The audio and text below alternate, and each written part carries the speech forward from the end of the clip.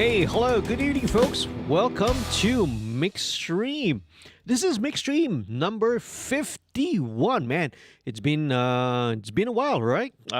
What a wild ride it's been, right? Been doing this for almost two and a half, like no, it's coming up to almost 3 years already. Because I remember starting doing this at around during the start of the lockdown in 2020. And here we are 51 episodes later. And so welcome first of all, Mixstream. Thank you so much, everyone. My name is JD from Studio 2105. Big shout out to every one of you, right, who are tuning either right now. We've got a very special guest. In fact, our featured artist for tonight, Rustreaver, is already here in the chat. So if you're watching this and you want to shout out and you want to chat with Sam or Rustreaver, Rustreaver, if you want to share anything, if you want to plug any of your projects or any of your stuff, feel free to just post it right in the chat section, man. This is it's all for you. It's a free, it's an open and free space for everyone to chat and communicate. For those who may be new to this channel, if you haven't already, it will be great if you can do subscribe to the YouTube channel. Excuse me. I do not only these live streams. Occasionally, I used to try to do this every two weeks. Every 2 weeks, every bi-weekly or so. But it's been a little bit hard to keep up the pace of late, and I have quite a bunch of YouTube content as well. Anything if you were interested related to recording, mixing, mastering, music production, those sort of subjects and those sort of topics, I got a whole bunch of videos and content over in the YouTube channel. So you can become a subscriber. It will be really awesome, right? I really appreciate it as well. And if you want to help to support the channel, right, financially, there's one way that you can do that, and especially if you want to directly support the featured artist tonight, which is Rustreaver. So what you can do is that we actually run a Patreon program, right? So if you want to help support the channel, you can actually head on to patreon.com. The link is actually up there, floating up there. It's also down in the description below. Check it out, and if you signed up and if you give me and if you drop me a message, all right, with the code MixStream51, okay, MixStream 51, all right, I'll know that, right, your contribution or your membership, right, is gonna go in support. So 50% of that revenue is gonna go to the featured artist lah. Okay, so without further ado, let's head down into the live stream itself. So tonight we are mixing power metal. Yeah, all right. So a little bit something cool, really cool project that I actually helped produce as well. So this track is called Rama Rising. Right, and right, it's got all the classic ingredients of what a power metal track has got, lah. Right, down from the lyrics to the subject matter to the musical style. Right, awesome guitar solos, heavy riffs, insane drumming. Right, we got a bunch of amazing musicians on this. Right, of course, Sam of Rustreaver himself played all the guitars. And Izad, right, was our drummer that we used for our sessions. I played the bass, right, and oh god, I'm gonna kill my I'm gonna kill myself here. It's like what's the name of our vocalist already? Oh man, this is an example of me growing older and memories getting bad. I'll look back. Shen! Oh gosh. Okay. Shout out to you, Shen. You're right. Sorry. Right. Bandwidth is a little limited once you grow a little bit older, lah. Okay. Shen, right? Shen did the awesome vocals on this as well. So shout out to Shen. So yeah. So let's start off first of all. Before we ever start mixing or looking into any of the tracks, let's take a listen to the overall rough mix. We want to always do something which what I call discovery and framing, right? Right, and the process of getting into discovery and framing is by pulling together a rough mix, and this is something that I've already done previously prior to this. Right, just a rough mix to know sort of get everything roughly in balance to know what the structure of the song is. Now, because I worked on this, I know this song really, really well. But oftentimes, sometimes if it was a project or right a song that was probably recorded right or tracked elsewhere, and I just get sent the files right to mix, the song may be really, really new and fresh to me. You see, so let's check it out. Let's play the song from the top, and I'll give a little bit of a commentary right as we go along. So let's take a look at some of, first of all, the here we go, intro. So some of the instrumentation, right, as you can see, these are drums which were recorded here at Studio 2105, right? So Isaac, okay, we were trying to look for a drummer, and it was really, really hard to find someone who could play this style with this kind of consistency, and we were very lucky to manage to get Isaac. Shout out to Isaac, okay? We played drums with this. There the vocals come in, first verse. So the vocals here are double tracked, right? Pretty much it's double tracked all the way, including even in the verses and the choruses. Choruses, of course, is double tracked, right? A little bit of BBs coming, yeah. So there's the main guitar riff, right? But you can see that little riff, that little motif that happens. So that is being taken by the synths, right? The synths and the keyboards are kind of holding that motif, laying on top. You go in the second verse, which is shorter. Chorus.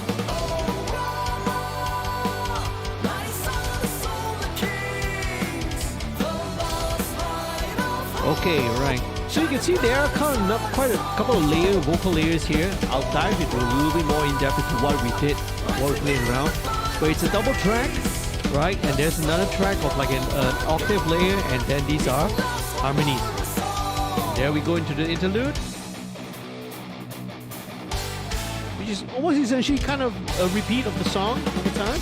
Some minor differences in terms of the drum pattern, right? But we get a second verse.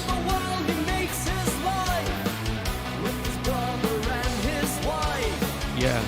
So, you know, there's always, when it comes to, I think, power metal, right, and stuff, and songs of this kind of style, there's always a story, right, behind the subject matter, and so, right, so, you know, it's a real cool, it's an interesting thing. So here, I think, of course, right, we're talking about, you know, Rama. Rustreaver will be best to explain, right, all this. I think it's something that you can check out, okay? And let's see, right, what else then? Plus one very special bassist. Oh yeah, that's right, I mentioned, yes. Shen the singer, okay. Yeah, shout out to Shen, man. And Rustreaver also says, Isaac's drumming was cool to watch. Yeah, that's very cool. You know, Isaac came really highly recommended. It was actually my first time working with him as well, because my number one go-to drummer, right, was a different guy. But apparently, when I tried to contact him, I think, you know, Rustreaver knows the story, right? Sam knows the story, but I will, you know, just for a little bit of background. But when I contacted him, he said like he was not really into studio drumming anymore. So I was like, oh, man, that's what we're going to look for, right? Now, because I do know a lot of drummers out there, we call really, really good drummers, but I hear someone really specifically who played this type, right? Or very, very consistent with the double pedals, right? What you are hearing, all the double pedal kicks in here, are live drums. It's not programmed, okay? This is played with a live drummer. You know, so much of right rock and metal nowadays is programmed drums, and you know, everything is synthesized and programmed to the grid. So I mean, big shout out. I did one of the key things that I really wanted to do. Oh, here's the solo, by the way. Right, awesome solo. Right, and interesting, we actually break down into this little sort of the quieter solo part before we actually build in and kick in with it. But anyway, one of the highlights I wanted to mention was that we used a real drummer, because I think we made it a real point that, hey, I mean, if we want to just program the drums, we could have done so and, you know, call it a day, right? But it just feels that we wanted to keep it real, keep that organic thing there. So that's why we decided to get a good drummer. So that's why the search for a drummer that could really play this consistently, right? I love the last, I mentioned, right, the last chorus and the last chorus onwards, right? Izad was going all out and crazy, man. His energy level was like, right?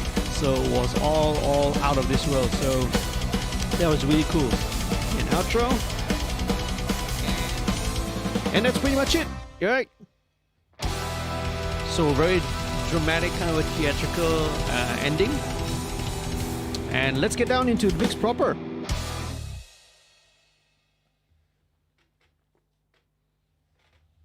Yep, so Sam also says, yeah, yeah, right. So this is the Rama from, like, some little bit of explanation. Rama from the Ramayana, or the local version, Hikayat Sri Rama. Right, okay, awesome. Questions from Rustreaver. Are you layering a sample kick as well? Kick sound, punch, recorded sound. It's actually a layer, all right? So I will see how it's actually a layer of both. It's gonna be really typical nowadays, right? For any sort of modern production for the past like 2 decades, really, right, or so. It's really normal for a layered sample to be layered on top, right? Either on top or sometimes underneath. Again, it depends lah, right, on what the relationship it is. Sometimes it could be 50-50, sometimes just a little bit of the layer, but we'll see how, right? I tend to lean more towards the recorded kick, but again, it depends. It really depends, and that's why we'll discover during the process of mixing tonight. I'll keep it real. We keep the approach fresh. So anyway, there you go. That's the rough mix of the song, giving you an interesting overview of the entire song. Now you know the song structure, you know the arrangement, you know where the parts come in and where they come out, and then now we can go to the mix proper. So let's start off. First of all, very important thing. All right, I know I've repeated this many times. But let's start off by getting a good gain structure and getting right the initial levels right. And how do I do that? I do that very simple, right? So my process of obtaining a good gain structure, right, is to start off by setting the kick drum levels. So I actually explained this in another video on my channel, right? The process behind doing it and how do I do it. But basically what I'm trying to aim for is I'm trying to aim for a monitoring level of roughly 85 dB SPL right here at mix position where where I'm sitting, right? So 85 dB SPL, because that, right, is where the human hearing is most flat, is most linear. So how do we set this 85 dB SPL then? So I found out, right, and based on my calibration, my calculations, and a bit of experimenting as well, I found out that for me, what I would do is I would set my kick drum to get it to peak at about minus 12 dB FS. So I'll show it to you right now. Some of my other screens are actually on a double monitor, so you might not be able to see that. Okay, so let's start with the kick drum. Okay, so yeah, so now I think I have both the recorded kick and the layered, right, together. So let's just listen to the recorded kick first. Nice. Okay, all right, so I'm gonna pull this window over. Let's start first of all. Okay, actually before I start, let me just okay, let's do this, right? All right, okay, I am actually now looking at my master window. You might not be able to see it yet, but what I'm trying to aim for is that I'm trying to get the kick drum to peak at about minus 12 dBFS. And then once I've set that, I balance everything else relative to that. Very rarely will I move the kick drum level after that. Usually maybe I'll tweak it down. What I found out, right, after experimentation is that when I do that, it gives me roughly 85 dB SPL here at the mix position here. Like when I play everything else, the entire track is playing, it averages at about 85 dB SPL. So That's how I arrived in. Again, I'm not going to go too much into it because I already made a video explaining how I do it. So let's just pull in the record kick first. So on my side, this is kind of peaking at about minus 14. Okay, and I'm going to just pull in a little bit of the sample. Okay, let me just flip the polarity for a sec. There we go.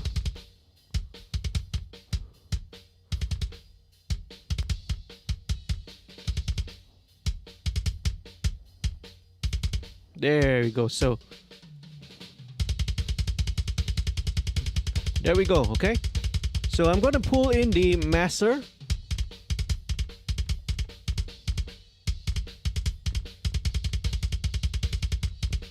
Okay, so you can see here that the master here is peaking at about minus 13. Actually, there was another peak just now that kind of went over at about minus 11. But I think this is a good place to start. So I'll set it at this level at about minus 13, having it to peak at about minus 13 dBFS. There's going to be loads of other tracks, right? Bass, guitars, and a lot of other parts adding on top of that. So later on, I think this should be fine. So this minus 12 dBFS is not a hard and fast rule. It is something that works for me based on, firstly, my listening position, the size of my room, and also the size of speakers. There are many factors that relate to it, okay? So again, not going to dive into it. It's I just explained it already in the video, so you can actually go and check it out, right? So once I've set this kick drum level, I'm going to leave it there, all right? Pretty much, I then balance everything else relative to it. So let's move on to the next thing I want to quickly talk about, and that is using the console and tape emulations, okay? Right, so this is something that I pretty much do. It's something that I love to do, right? My ears gravitate to it. You know, I sort of came up during the transitional period from analog to digital, so was kind of lucky enough to have the opportunity to work with analog mediums and then transitioning over to digital. So one of the things that we do miss and do associate with a lot of the records that we really, really love is the sound of analog tape and some of the analog consoles. So what we're gonna do and what I'm gonna show you is what I sort of put on almost every single track. This is gonna be on every single track. Okay. So the first thing, this is virtual tape machines from Slate Digital, and so this right emulates the sound as if the audio was recorded on right 2-inch tape. So this is what it basically does. So you got a couple of settings in here. I set it to, for drums, I set it to 15 IPS, inches per second. Tape type, right, I go for FG456. Machine type 2-inch 16 track tape. So this is the first thing that's in the insert slot, okay, on the channel. Now following next to that, this is an instance of virtual mix rack. But what I have here are two plugins. First one, this is called Virtual Channel. Again, this is also by Slate Digital. Virtual Channel emulates, right, the signal path of a channel of a large format analog console, right? You've got different consoles such as the API, you got SSL, you got Neve, you got Trident, right? RC Tube, right? What I go for and my kind of preference nowadays is the Brit 4K, which is the SSL 4000G series. Now this one then goes into the FG73, and this is an emulation of the Neve 1073 preamp. So you can wrap your head around it. What we're basically doing is that this is as if we're trying to recreate in the digital, right, in the box, a analog mixing setup in which the track was recorded on tape, going through a channel of an analog console through a Neve 1073 preamp. So that's basically what we're trying to do. It's just to inject, right, very, very subtly inject a little bit of that analog.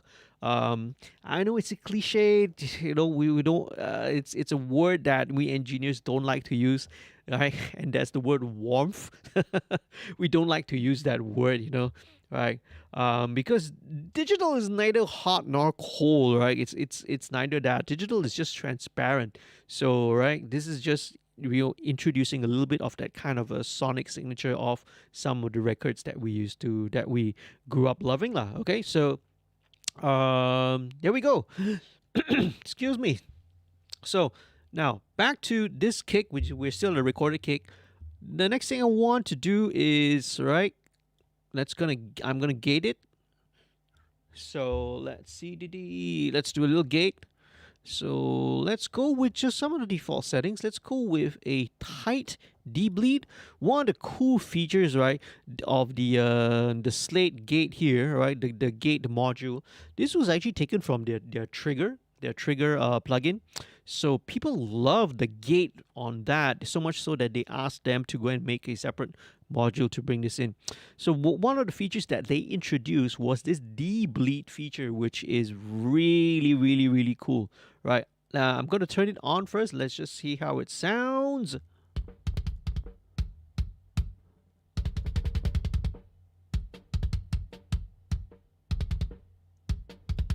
Okay, right, so let me turn it off and then let's see what happens. You can hear all the high-end bleed coming from the cymbals. When I turn it on, instant, man. Okay, I'm gonna switch it over to maybe to a more like smooth instead of something that's so aggressive, so that that the bleed will be and the gate will also be a little bit gentler.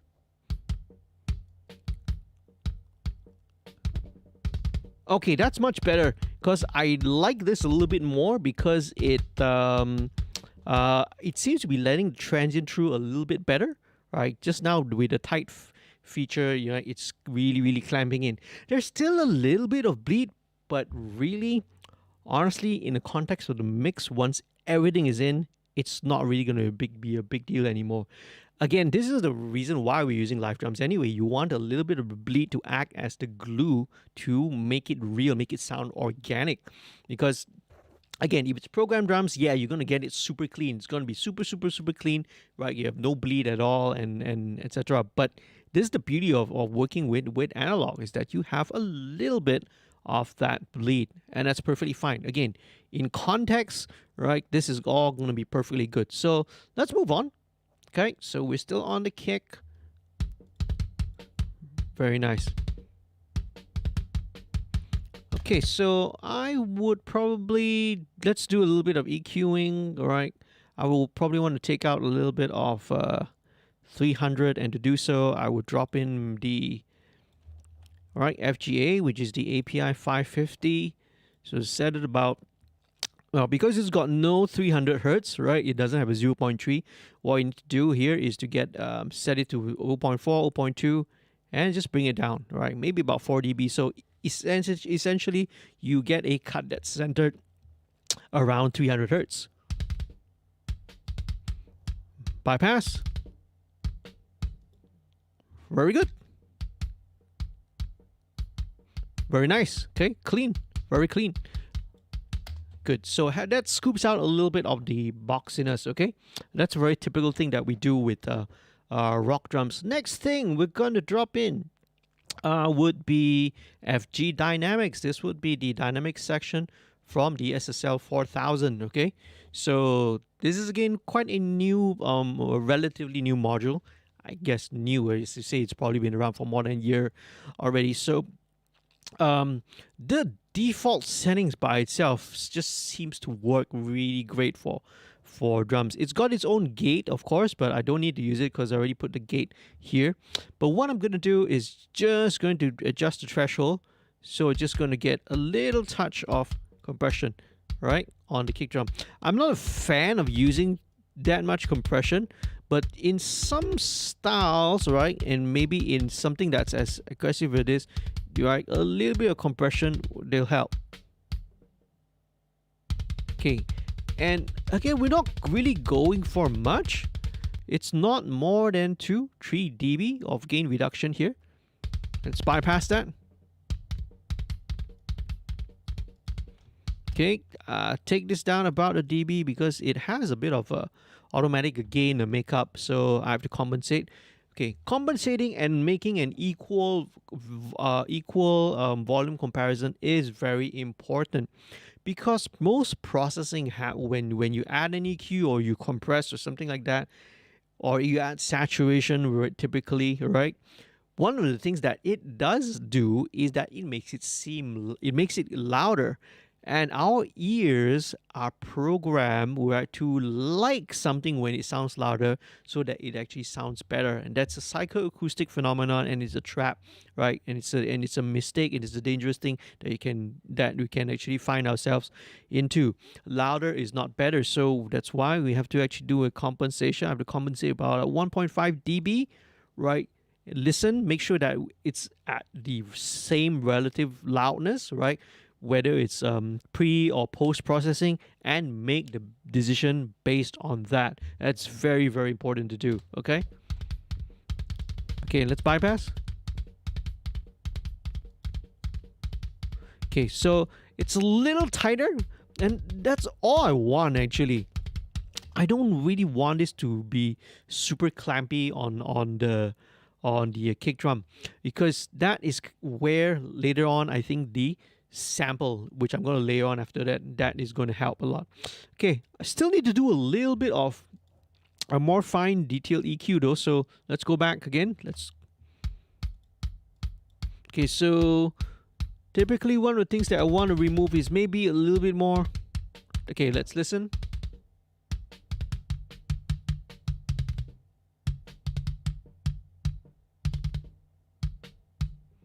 Okay. Right, something at about 145. Okay, so let's take out, so a little bit of snare bleed is cutting through, right? So that's coming out at about 470 hertz. Beautiful.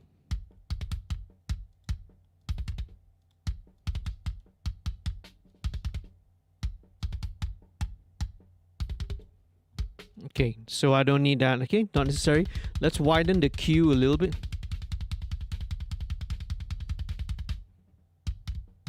Okay, one thing I would want to do as well as I would want to sort of look for another little center.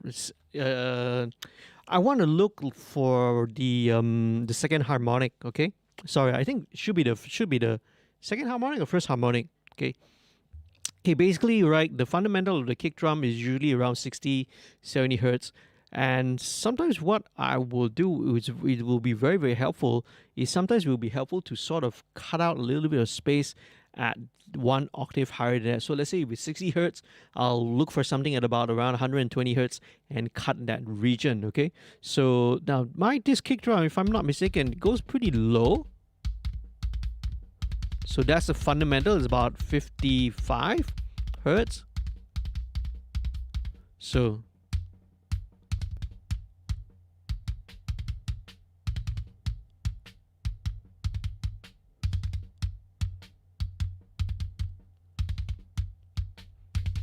yeah, so I'm finding this at about 93.5 hertz, at about 94 hertz, this little bump there. So just a small cut here.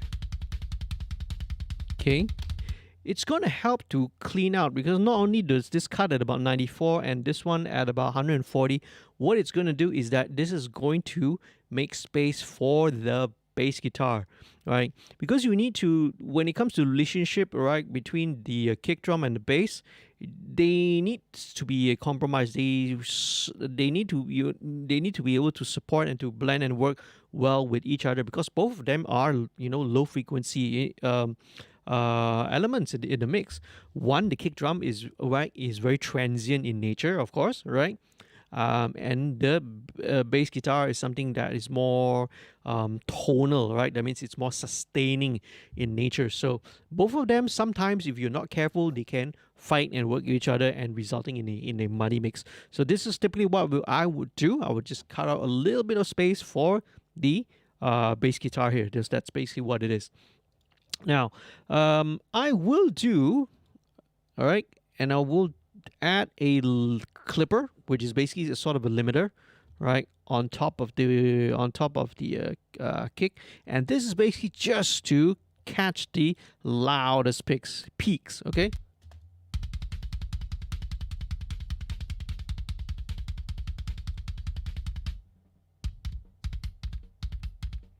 So let's bring this down. So it's not going to catch everything. It's just going to catch the very, very loudest peaks. And that's all it does, okay?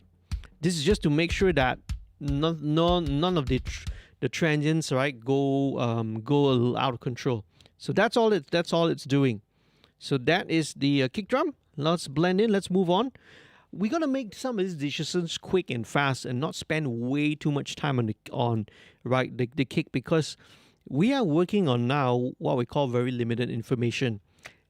I'm not hearing the rest of how everything is sounding in context yet. So to spend in an inordinate amount of time, right, going crazy with the kick drum, it's counterproductive. Move faster, and then, right, come back later to sort of tweak wherever necessary. So let's blend in the kick drum, right, the sample.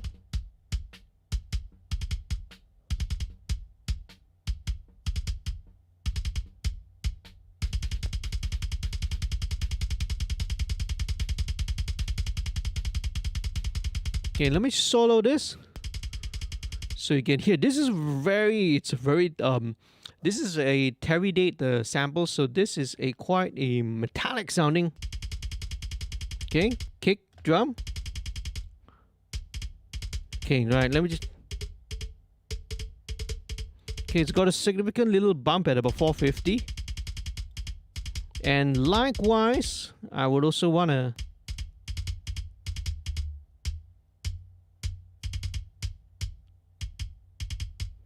at about 90 also. There's a little cut that I want to do, and that's it. Okay, no compression on this. With samples, there's, unless you are really doing it for more of a textural basis, there's really no need to actually compress, because it's really consistent anyway. Okay, there we go. Okay, I think we can bump these up maybe about a dB each. Right, it's 10.5. There we go. All right. So checking on the peak, yeah, it's, it gets to a little bit of 12.9, 12.0 or so. All right. Let's just okay, maybe just bump it up just a little bit more. 2.5 dB, just another half dB up. Okay, that's good. Very cool. Very nice. Okay. Now, there's some other things which I will do, but I'll come back to the kick later, especially when it comes to the double pedal sections. Very often I find that I would need to do a little bit of a multi-band cut wherever all the double pedal parts happen, because you get a little bit of a build up at the low end, which sometimes can end up becoming a little bit muddy. So that's it. All right, that's all that time on the kick drum. Now I'm gonna move forward and skip the snares. What I like to do is, right, I actually like to go over to the overheads first, and I'm gonna start, all right, by once again dropping in the tape and console emulation. Let's blend in the overheads. Okay, nice.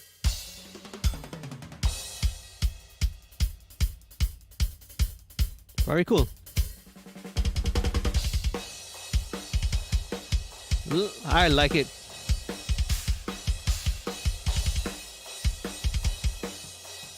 Okay, right. So let's listen to this one. So with more hard rock and metal stuff, I would typically high pass a little higher. Let's listen.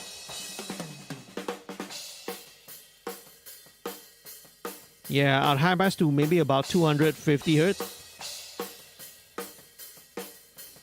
Okay, let's get out a little bit of that.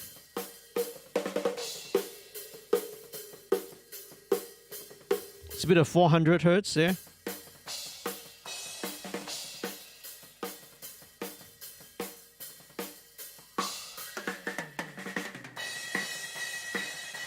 There's about a 1.9K that's coming from maybe the cymbals and the hi-hat, a little bit of ringing.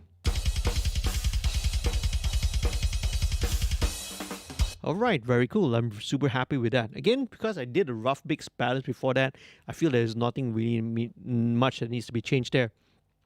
Now, one thing I do like to put on my overheads are this one is this Aosis de-esser. The de-esser is not only good for just de-essing vocals, right? But it's also great, right, whenever you are trying to tame maybe a range or a certain range of frequencies. And this is really helpful, right? This is set to actually a preset which is called OH Soften.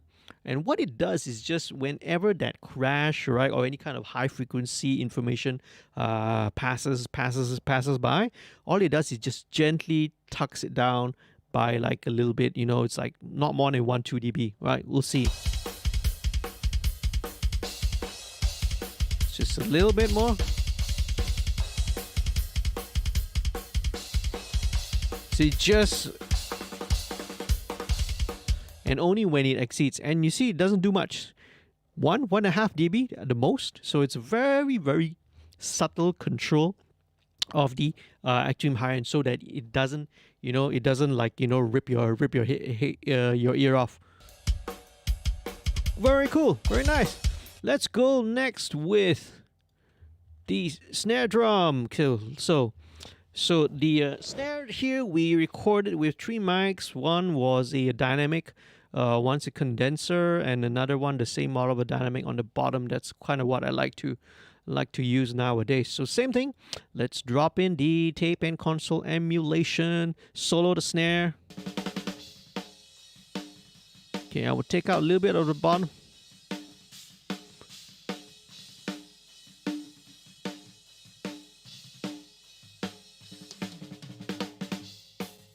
Okay, a little bit of this ringing at about.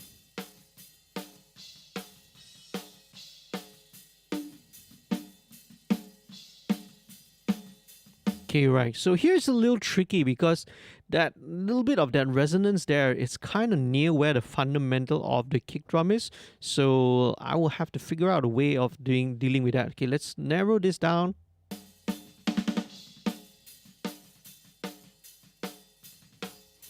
Okay, alright. Take out a little bit of that high end to soften down the hi-hat bleed over there. And it's, again, this hi-hat bleed is perfectly normal. This is live drums, okay? We're talking about. I mean, recently I worked with quite a young musician. And then when I sent him like the drums that were recorded, live drums were recorded, the tracks over there, he was shocked to hear the amount of hi-hat and cymbal bleed inside hi-hat bleed actually inside the snare track. And it's like, dude, this is normal. This is perfectly normal. This is how real live drums, when you record them, that's how it sound.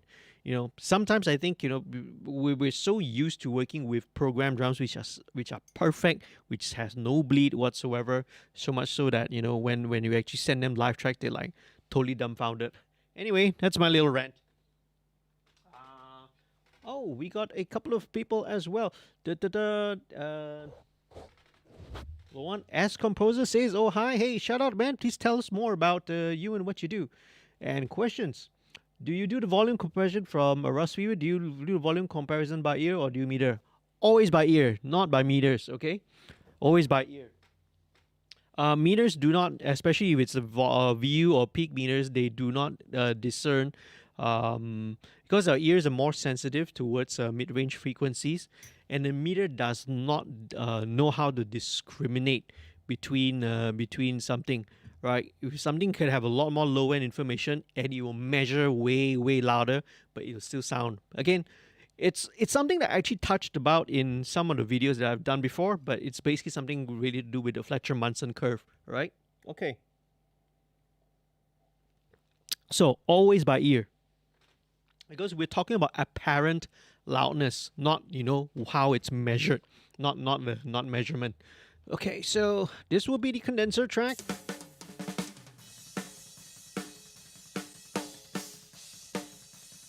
This is actually a lot smoother, actually.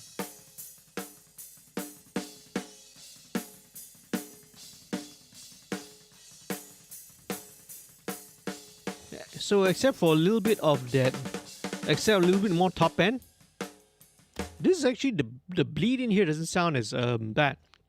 So this is one of the things I think condensers are really one of the hidden sort of benefits of a good condenser microphone is that its off-axis response is usually much smoother as compared to, let's say, a dynamic. See, the dynamic has some of these weird peaks and resonances that I had to deal with. Whereas the condenser, which was literally, they both occupy the same position. Okay, right? I usually stick a condenser and a dynamic together and tape them together. They occupy the same place, yet they sound radically different. So the condenser, right, just sounds really, really smooth. So I don't feel like I need to touch it. All right, so here we go. Let's listen with the snare, the mic snare. Beautiful. All right. I can't remember what snare that Izad used. It was his own snare, but it's beautiful. It sounded great. Okay, so this is the snare bottom. You take out a little bit of the so the nasal high frequency. Some of this honkiness, and that's pretty much it. That's all.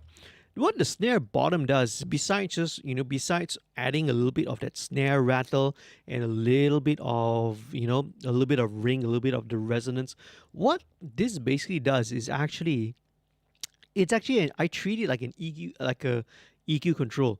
If I want the snare to be a little bit brighter, all I need to do is push the snare bottom up, because then you will add the sound of the snare wire at the bottom. So let's just blend it in. Let's go back to, like, say, this section.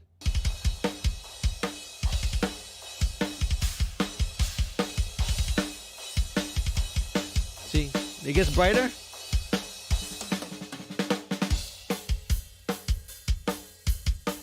Just check the polarity.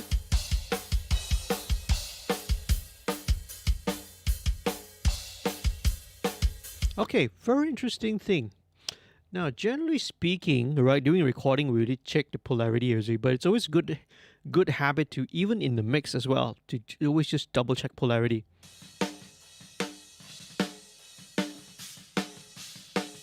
Okay. Now, so during the recording, all right, this is now technically between the snare top and the bottom. They're actually at the correct polarity in regards to their phase relationship. But I felt that once I inverted the polarity, once I flipped the polarity of the snare bottom, what actually happens is you get a bit of cancellation at some of the lower frequencies, which I actually think is actually beneficial in this case, because remember I talked a little bit about, there is a little bit of that of the kick drum, the body of the kick drum coming through. I feel this actually helps. So this is again judging based on ears, where we're doing something that's technically wrong, but sonically it seems to work. All right. So, but let me just try again. That was just my initial instinct. Let me just do it again. Okay. So this is before. The snare is going to sound a lot fuller. But if I flip the polarity,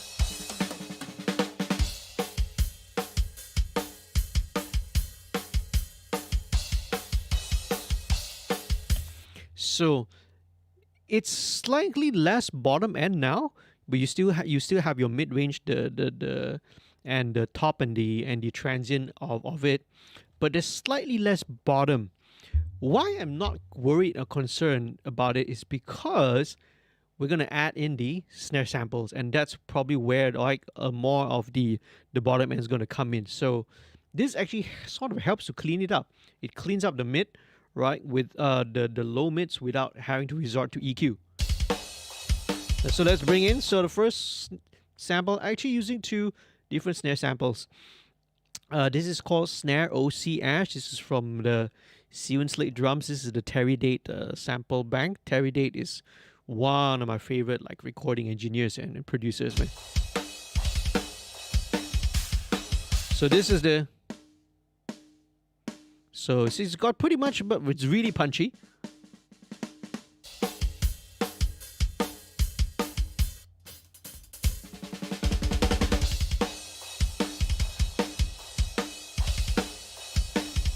Flip polarity.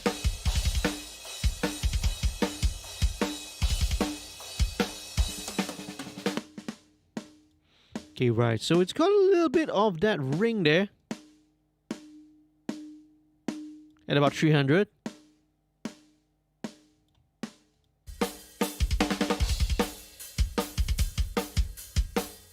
Let's bring it down a little bit. It's just to add a little bit of bite, actually. But this one is the VP. Snare VP here stands for Vinnie Paul, and this one comes from David Bendith, right? And this is the Vinnie Paul snare, which is, if I'm not mistaken, it's actually the pearl, like the Vinnie Paul signature model, which is actually the exact same snare that's used by Paramore. So this is the Paramore snare, and David Bendith was Paramore's producer and mixer. So this is the actual snare that he uses, right, for Paramore. Very fat.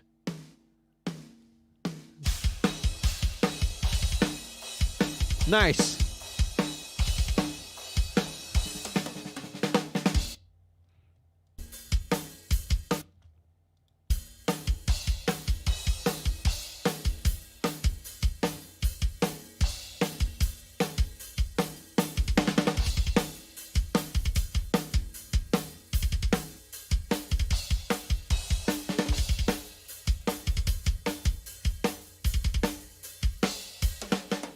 Okay, I'm just going to figure out, just going to add a little bit.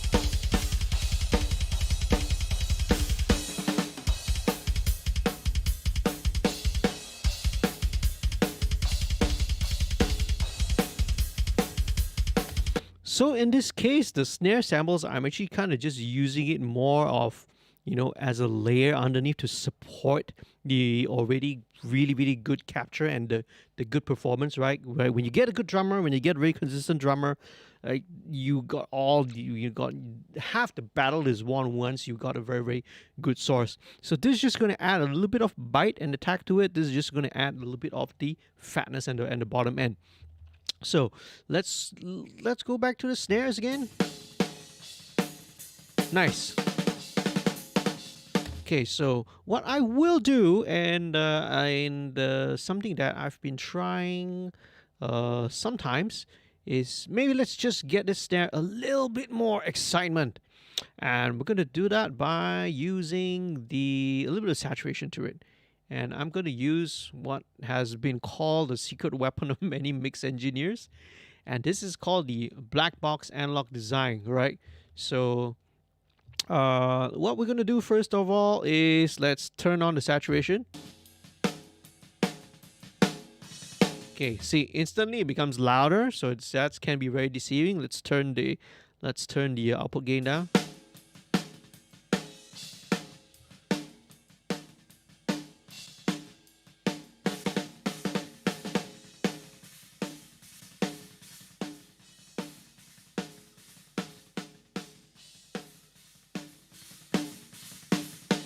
Okay, hold on now.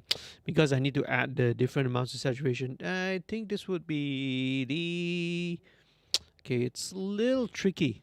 Okay, yeah, I gotta go to the bypass.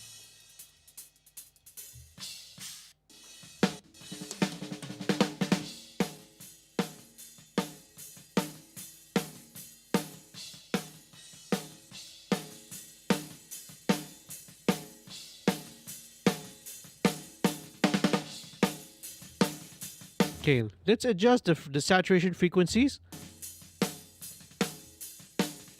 High frequency.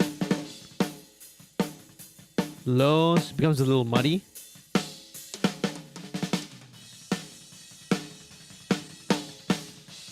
Okay, let's bring it to pentone.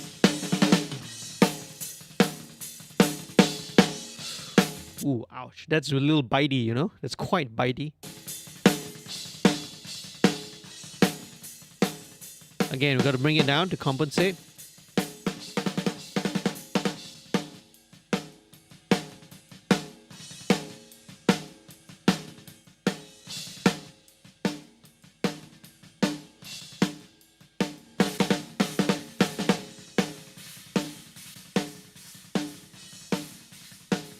Okay, now, it's very hard to judge now. Again, let's turn it on in context. Let's listen with the rest of the track.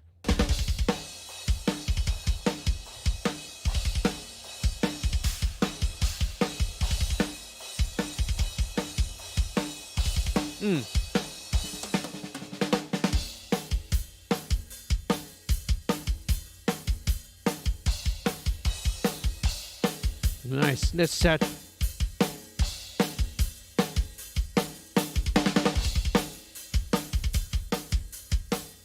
Keep it flat.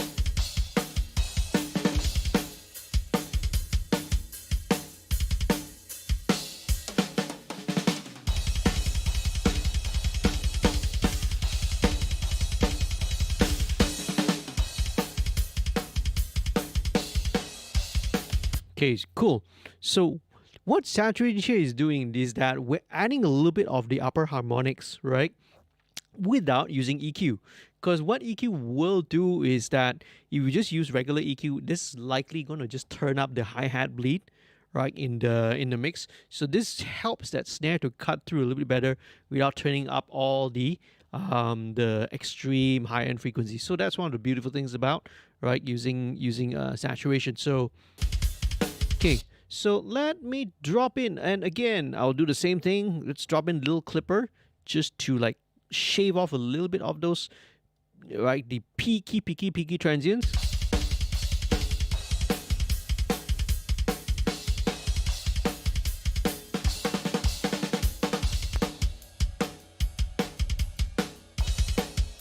Yeah, so not every time, just the loudest peaks so that it does not, like, you know, chop your head off like whenever you hear it.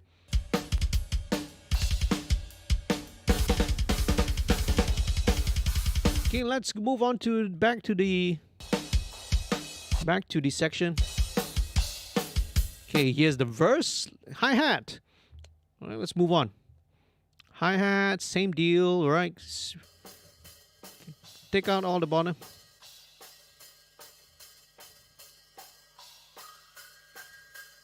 It's about 1.56K. Build it.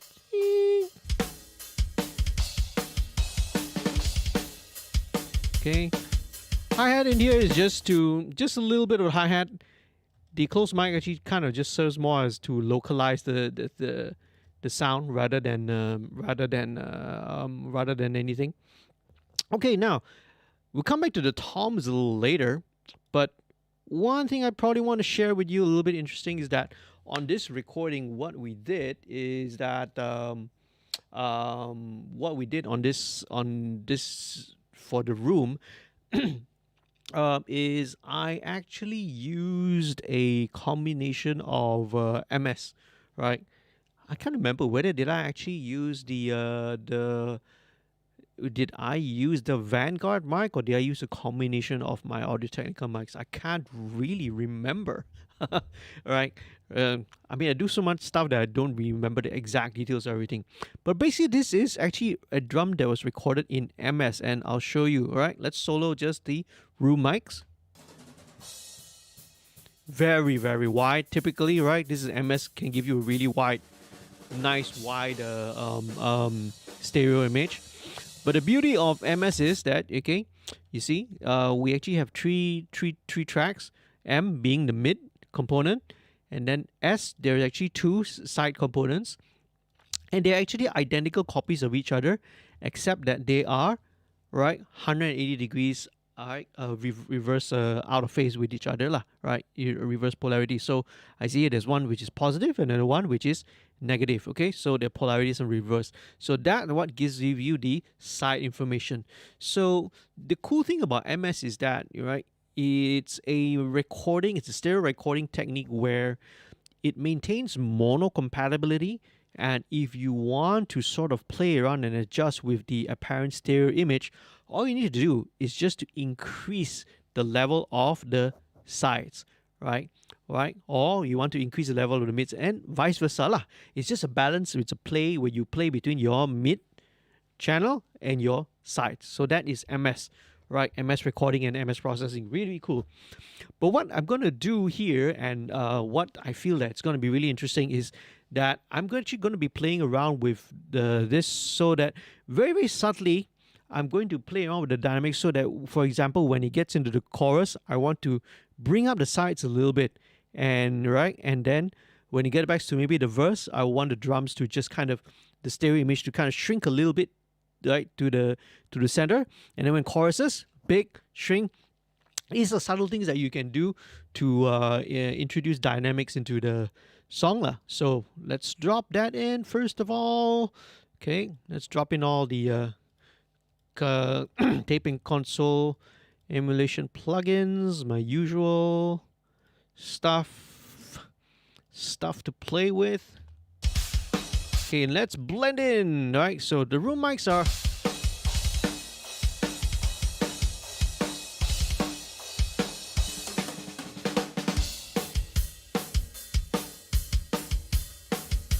okay, very cool. So just to preamble a little bit of things, I'm going to add a VCA fader to the room as tracks, so that it's easier for me to manipulate later. But I'm going to be able to adjust the apparent stereo width. Right, so let's try this. So let's listen to.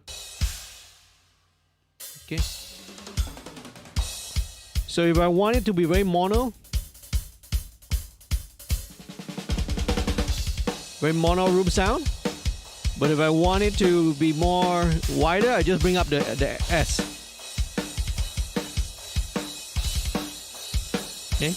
Okay. Obviously, I'm exaggerating it now, right? If you are listening to it, right, on headphones, of course.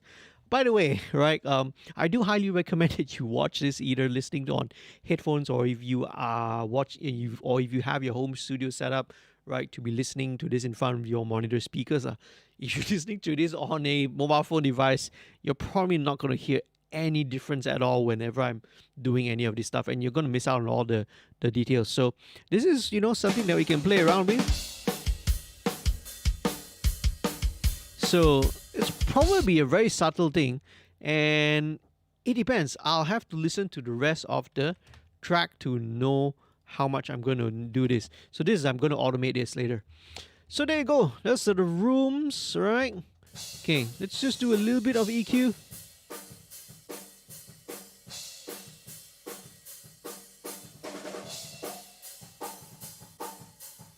Honkiness, just get a bit of that. We'll take a little bit of the extreme top end as well. Alright, shaving off a little bit of the highs, right, gives it a little bit more sense of distance.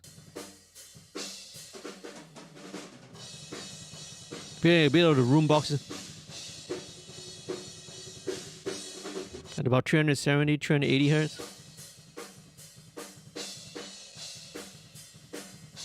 Okay, there's one more. Yeah, there's this little resonance that's kind of pursuing, that's kind of consistent throughout. That's a persistent whistling boxiness kind of there at 670 hertz.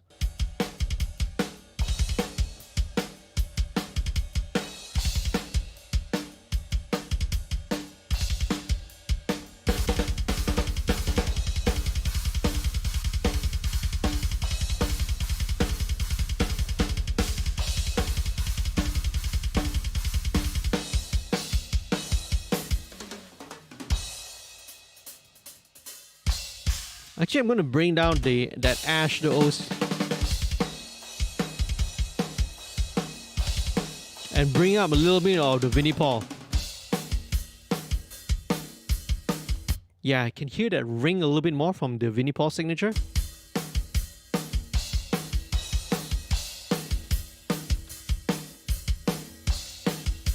Okay, very cool. All right. So, all right. Again, there's something called set and you don't forget. There's something which I refer to a lot of times. Let's look for... Okay, let's go for a section of the toms. Okay, let's look for... Where can we get a nice complete tom roll? Now let's just start right here then. Okay, so toms. Let's take a look at the toms. So first things first, same thing. Tape and console. And I mentioned again, let's make this a good habit. It's always good to make it a habit to check polarity, even though I know I recorded this, but it's always a good habit to do, right? So let's check the polarity against the overheads. Okay, invert. So interestingly, it actually sounds like now it actually sounds better and fuller with the polarity reinverted compared to what we had during the recording. This can be due to several factors, right? Sometimes it could be because of the addition of these plugins. So now that's why it's good to check. Don't assume, I don't want to assume that everything during the recording was perfect. Sometimes could be during the situation for a myriad of reasons, right? You know, it could have sounded right the other way, but now in context with the mix, with the samples, with all the other processing that's happening in here, it seems that having the polarity inverted sounds better. So in situ, actually, let's check in situ as well. What I mean by in situ means that according to the pan positions, because what they did was I centered it. So let's just check it again. Flip original. Oh yeah, it still sounds better, man. Okay, so here we go. All right, just make a good habit. Just check polarity every time. Okay, right. Hang on a second. I still have my reverb turned on for some reason. Let's turn that off first. All right, it was just a reverb that I had during the vocal tracking sessions, just for fun, just for funsies. There we go. So let's high pass.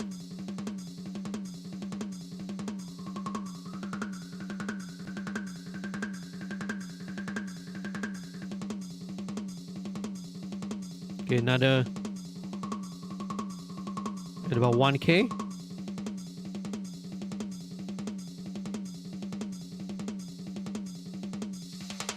Oh no, it's meant to be parametric.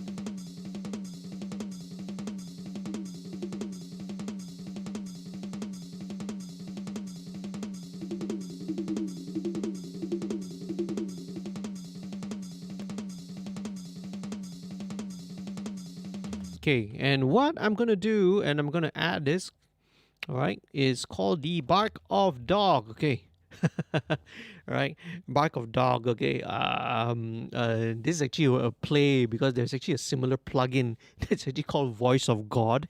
So now they call this one bark of dog. It's essentially the same thing. Well, basically what it does is this actually recreates the curve of what we call the Pultec EQ, the boost and cut, the Pultec EQ low end trick, where it's a feature on the Pultec EQ where you can actually boost and also cut at the same time. But because of the curves are slightly different, what you end up is with a very unique kind of a curve. Okay, so what I'm going to do is let's find the center frequency of this baby. So let's start maybe about 240.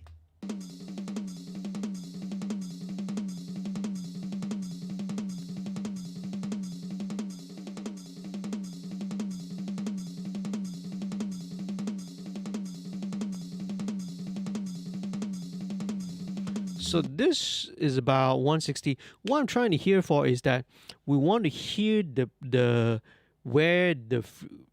will want to dial it down until you hear the frequency boost, like the boost of that frequency, and then you get to a point where when you keep turning that frequency down and lower, it doesn't make it any fatter or any bigger. So that is kind of where it should be. And hopefully, because I covered the meter, hopefully it should be around 160. I hope. And oh, it's a little higher. It's about 190. Okay. So let's set it about that 190, 180 plus. Oops, I make mistakes sometimes. Okay. All right, but sometimes most of the times I've been able to nail this right on the spot. Okay. Yeah, because this is a little high. There we go. So what this does is that it will boost it and you also do a little cut at a higher frequency after that. Okay. My laptop just went into sleep mode. Okay. Yeah, especially I think if you don't touch it for an hour. Okay, let's go back to Tom 2. Let's do the same thing. Let's do some tape and console emulation. Okay, always good to check with the overheads, all right? Compare with the overheads. Flip. Somehow, again, once I flipped it, it seems to actually sound better once it's flipped. So it's a good thing to just check. Okay, let's see again. Oh, very clearly a lot of boxiness. At about 1.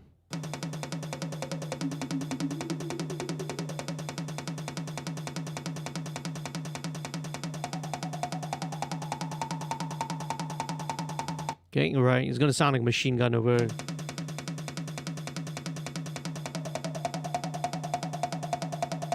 Okay, right. So around this. Okay, and for this one, I'm just gonna go with the simple. There you go. Just a simple low end boost at about 160.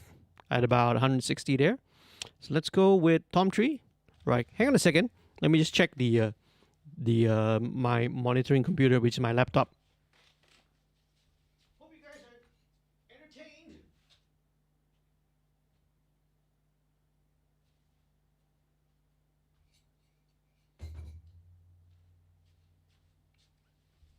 I know we spend quite some time talking about drums already, and there's a lot to talk about.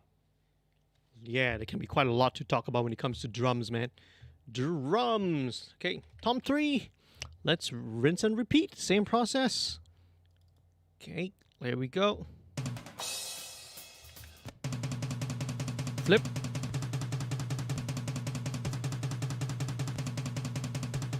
Yeah, same thing. Okay.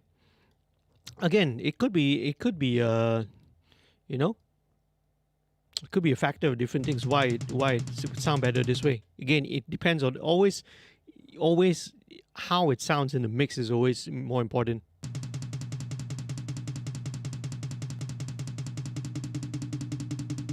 $300 Hz.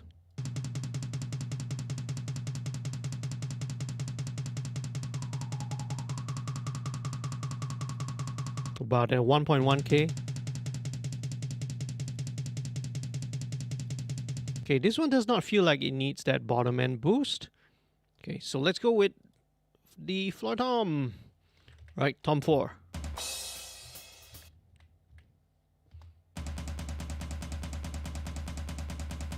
Drop in the tape in console emulation. Flip polarity. Okay, now in this case, the original sounds fine. So let's just stick with the original.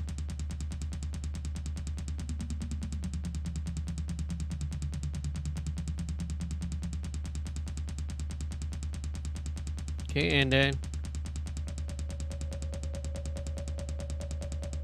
about 570 Hertz.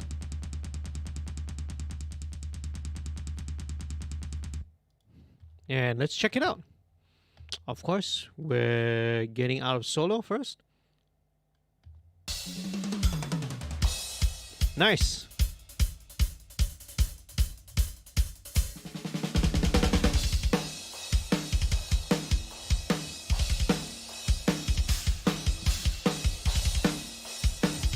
Okay, last but not least, right, I'm gonna add in this baby here. This is the Room SST. So this is actually the Room's the Room track that was from C1 Slate Drums. So this is the Room sound, right, that's captured from the samples. So let's listen to it. So same thing, I'm gonna take away of the extreme bad bottom.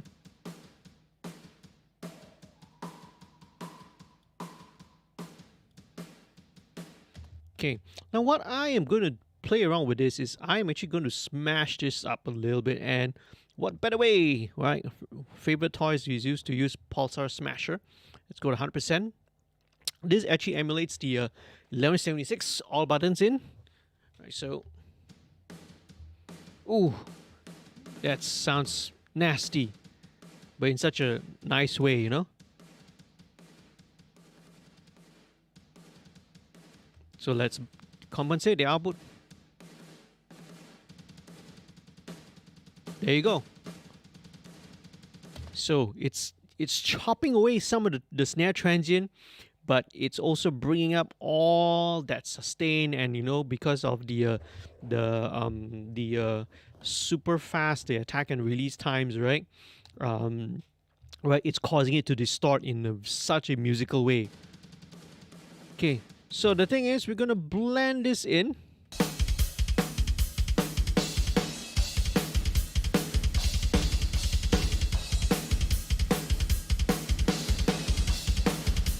So what it essentially acts as, it almost acts like a reverb, okay? It almost acts like a little reverb on its own. So I'm going to blend in a little bit. Actually, I'm going to take away a little bit more of the bottom. Okay, a little bit.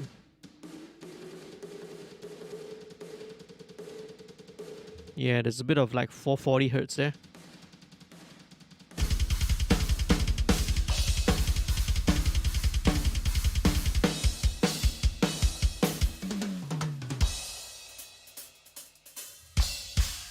Nice.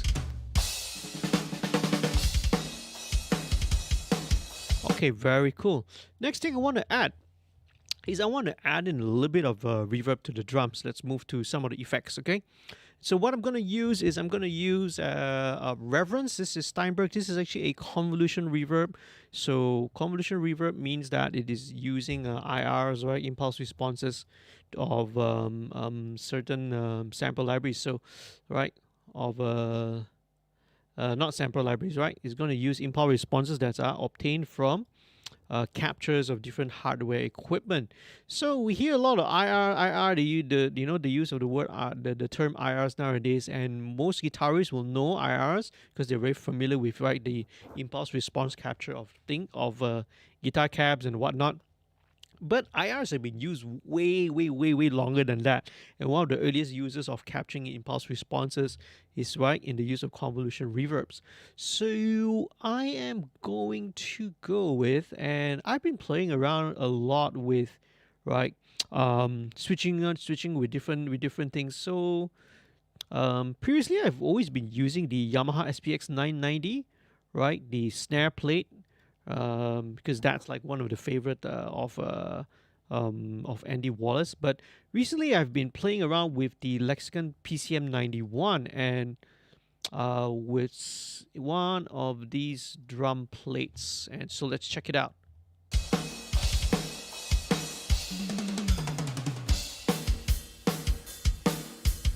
Nice. So the thing is, I'm actually adding this reverb on the overhead, which is like really counterintuitive.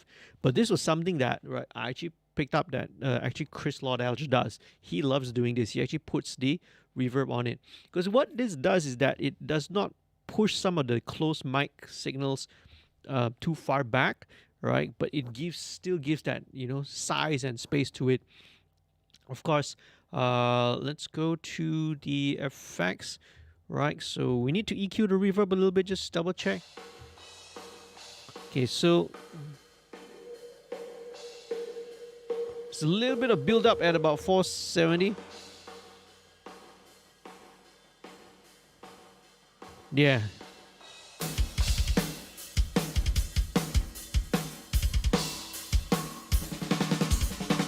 So a little bit of build up at 1.1K. Nice.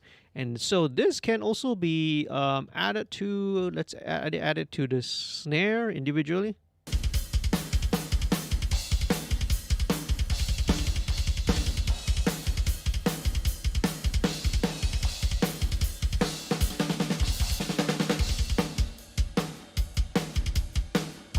Be a little bit more to the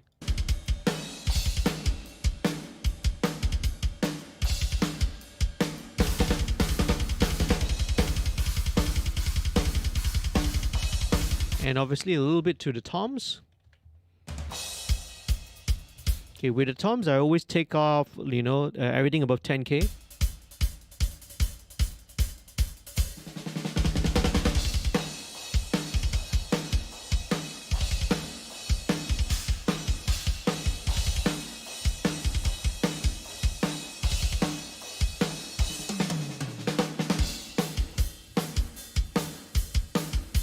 Nice. All right. So let's go back to the drums again. So I don't do a lot of individual compression on all the individual tracks, but what I do like to do is to drop a compressor on the overall drum track. And the favorite ones that I've done is actually the API 2500. This is my favorite on it. So this is actually pretty much already, again, because I know my gain structure. I know this works, right? So my gain structure is going to end up needing about a 1 dB boost. And I've already set all this in my template already. The only thing I'll play around with is the attack. Okay, so let's listen to how this goes. Let's wait for the snare to kick in. So this is really kind of clamping in the drum sound, which is nice. But what I'll do is maybe I will bring the attack back up to maybe 0.3 or 1 millisecond to sort of let that snare through a little bit, right? Yeah.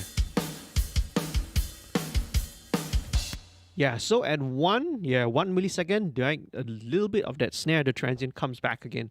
I think I'm going to bring down a little bit of the reverb on the Vinnie Paulson. There you go.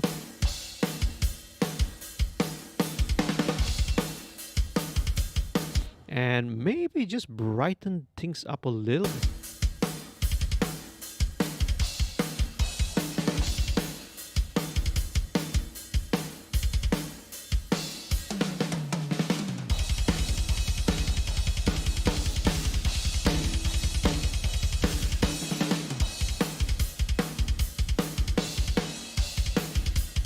Okay, right. Maybe it needs just another, just something else, a little bit of extra. So let's drop in maybe just a standard EQ.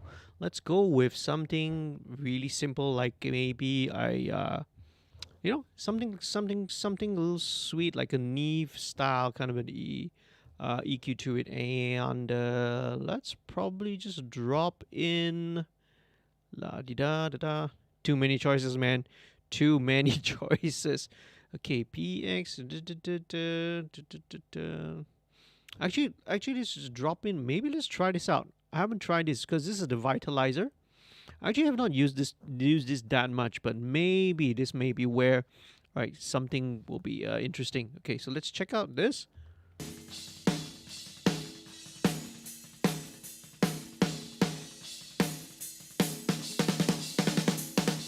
Ooh, interesting.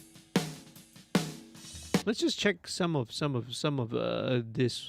presets. What does it? Crisp snare. Oh, it's kind of like I like what it's doing. Okay, and I wish this unfortunately some of these older plugins, the graphic user interface can't be expanded, so it's probably gonna look really, really small. It already looks small for me, so it's like might even look smaller for you guys. I don't really want the compression, so let's turn off the compression.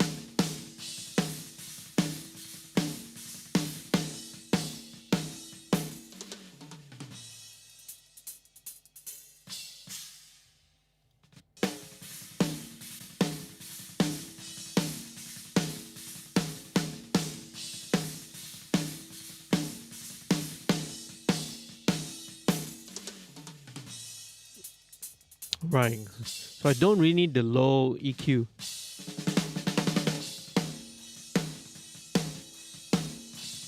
That's better. Listen in context.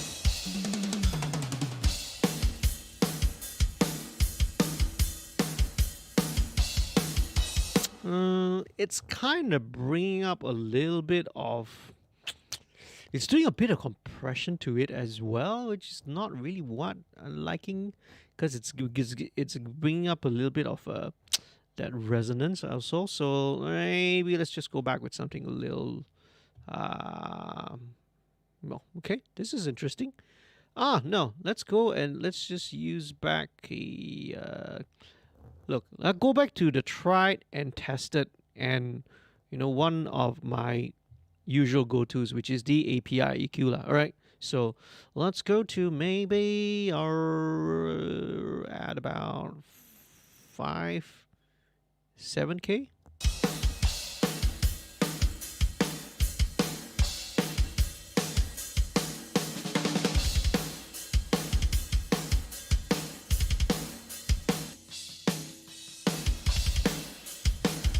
Okay, so there's a bit of this resonance coming from. Is it coming from the reverb or it's coming from somewhere?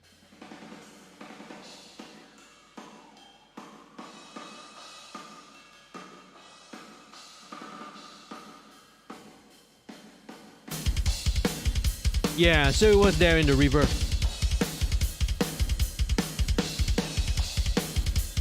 There we go. So there we go. There's the drums. Man, that took quite a while, right?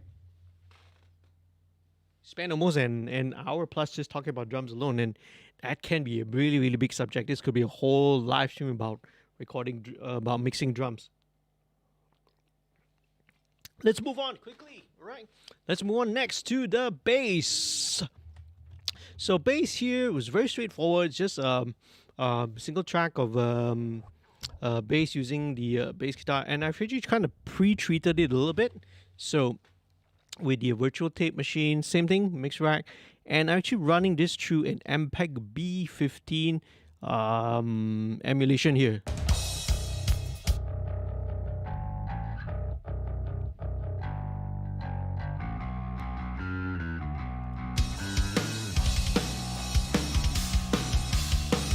So it sounds good, right? Slightly overdriven, right? So this is actually a slightly overdriven bass.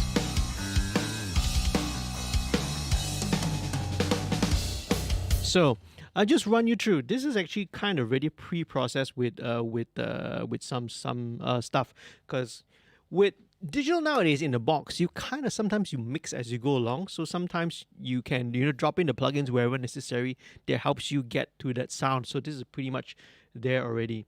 Now it starts very much with the actual sound of the bass itself. I use actually the my Yamaha BB, right? BB bass, which gives a really, really great rock tone. So it's a good starting point. Always is the type of bass lah, right? So it's kind of like a P bass kind of a sound.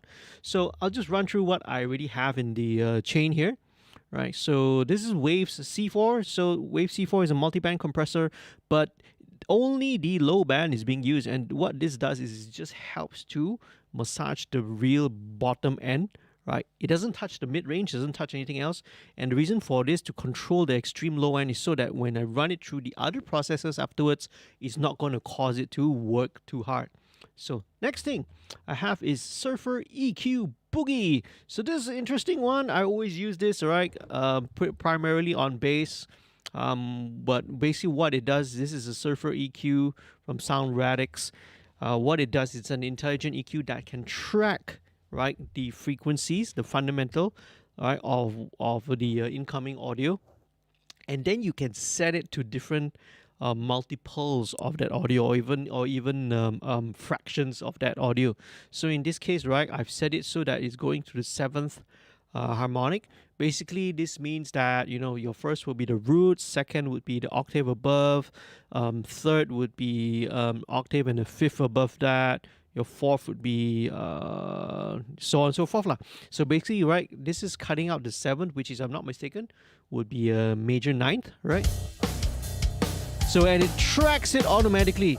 So every time, right, that major 9th harmonic, the 7th harmonic is there, it helps to clean up the bass tone. The net result in this is that it actually makes the fundamental, the main note, clearer, because it's carving out the space of away from all those extra harmonics. So after Surfer EQ will be 1176, my favorite, man. So this is really aggressive. I'm kind of pitting it very hard. Okay, but the next thing which I did not add, right, I probably didn't do it in the tracking, but I will typically do is I'm going to drop in Bass Rider.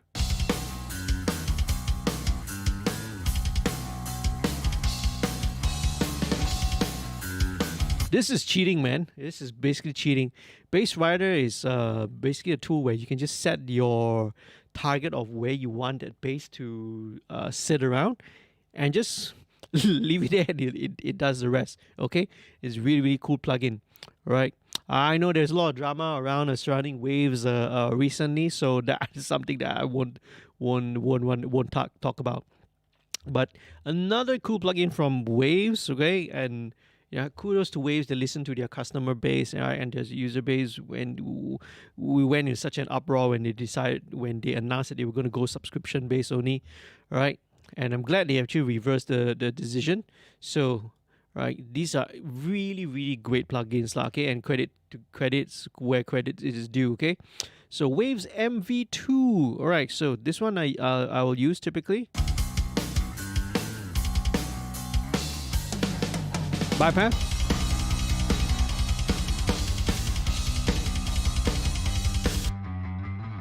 So what MV2 is doing is, right, it's does behind how it works underneath the hood. They call it low level processing, but it's actually akin to something like expansion, a little bit of parallel processing. But what it does is that it's taking up all the low level information, right, and actually bringing all those things up. So this could be here. So what we're gonna do, what this does here is that it squeezes out some of the harmonics. It squeezes out some of the things like, the finger detail, the pick attack, right? It squeezes out all those low level details and helps to bring it out. Sometimes not only does it help to even out the level without actively actually compressing, because this is not really compression. It's more like parallel. It's more like expansion. It's doing something akin, more like expansion rather than actual compression. So this is a really, really, really useful plugin and a useful tool. And top 3 are one of the tools that I can do without. I can just mix with MV2, man. Okay, very cool. So let me just EQ a little bit. I can see that I already done it. All right, so.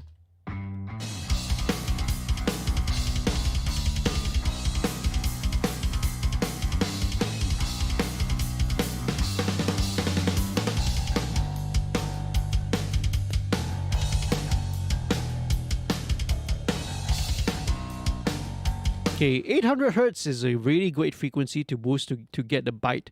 But let me just drop in the R bass just to give it a little bit of...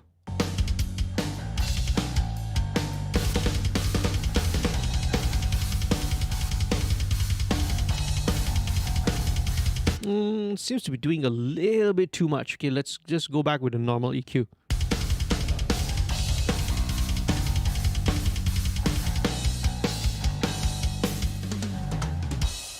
That's all it needs.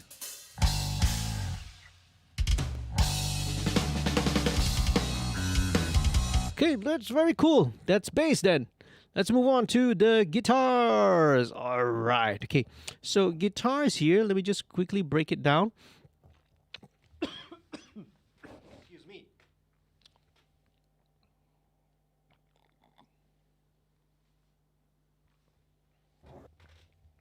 And all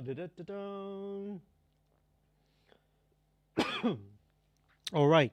Oh, Rustreaver was asking, just wondering what was the bass recorded with a mic cap, set up our own DI into an amp sim. It's a DI, just a DI only, right? And for bass, honestly, that's gonna give you really, really good results nowadays. Because some of the amp sims that I have, these are all actually the actual license, actual Ampeg licensed bass amp simulators lah.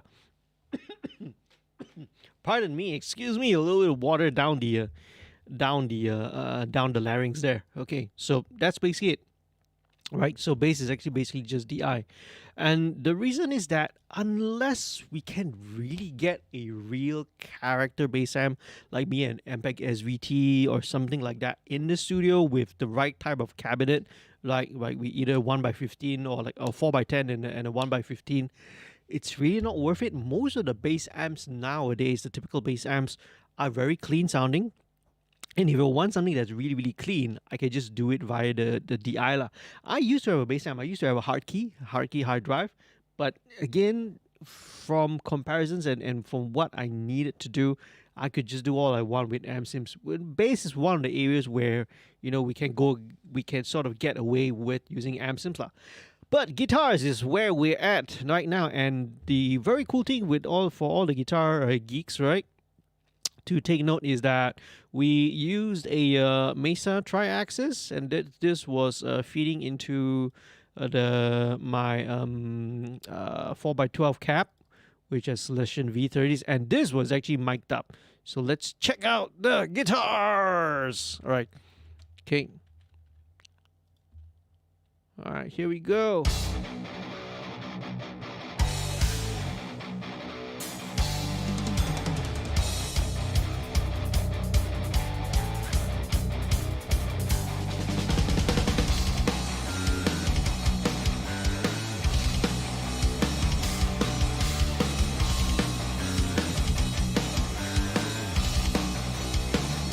Very nice.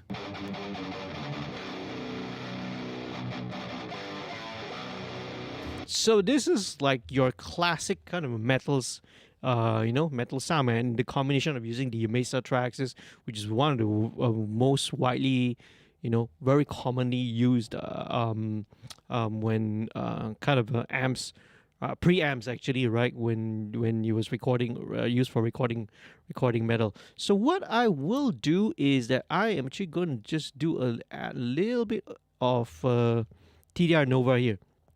And usually TDR Nova I use in vocals, but it's also really, really useful on what I would call wide bandwidth and, very wide fluctuating stuff. For example, guitars. It's got fairly, not really say wide, but but it kind of covers because it's got low end all the way to high frequency, and it's good for steady state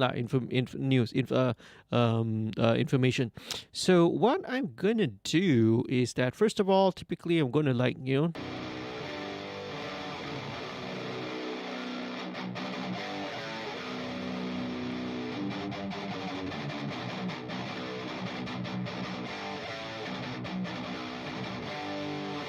going to take out some of the top end. Going to take out some of the extreme lows. The highs on this seem really, really well matched. I'm going to not really need to touch it. But some of the low mids.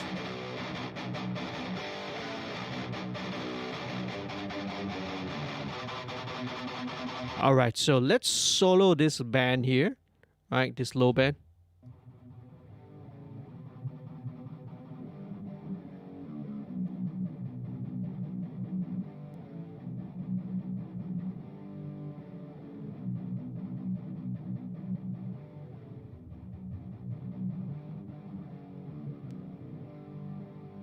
So here at about 150, what I'm hearing is that there's a little bit of that bump, right? And that helps and that sometimes causes the guitar to be just a little bit muddy there. So what I'm going to do, we can actually just do a regular cut, but instead, one of the cool things about some of the newer plugins, and this is one of them, TDR Nova, this is called actually a parallel dynamic equalizer. So long name, okay? Parallel dynamic EQ, right? So a regular EQ, you can you select your center frequency, you adjust your bandwidth, and then you boost or cut accordingly. But what a dynamic EQ does is that it also incorporates some of the features and functionalities of a compressor. So in essence, so that that when in this case it's going to be tuned and dialed into a particular frequency. It's like a compressor that's tuned and dialed into a certain range of frequencies. And you'll see this in action, right, in a short while. So this is like a regular EQ, but once I engage threshold, it goes into the dynamic EQ mode. So I'm going to select wideband. I'm going to pick maybe 3:1 ratio. There you go. So these are the parameters that that we see on compressors: ratio, attack, release. All right, let's set the release to 200. Let's keep the attack fairly fast, and now we're going to bring the threshold down, and you'll see what this does to this band.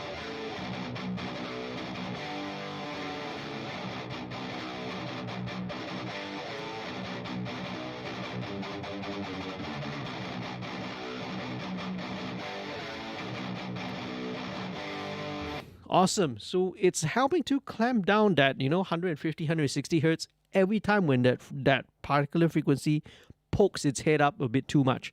It will right. It will help to clamp it down a little bit, and that's the beautiful thing about dynamic EQs, right? So is that they only act and engage when it's needed.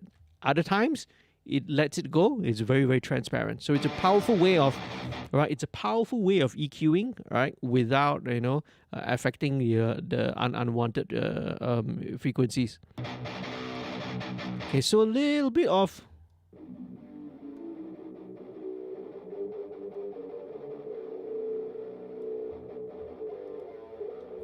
scoop out a little bit of these, a little bit of 400 hertz.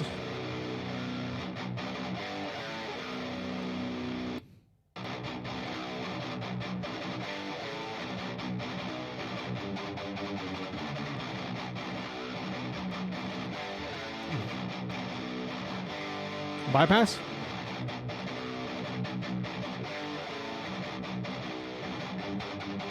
Tightens up the bottom end. Nice.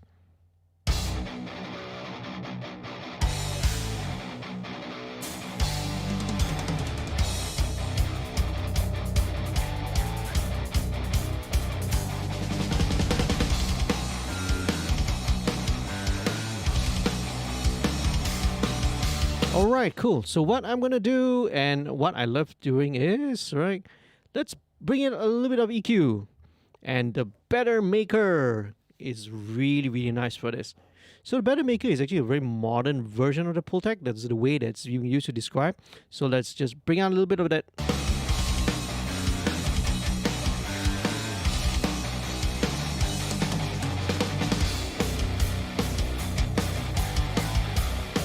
Yeah, that gives that bite of the guitar.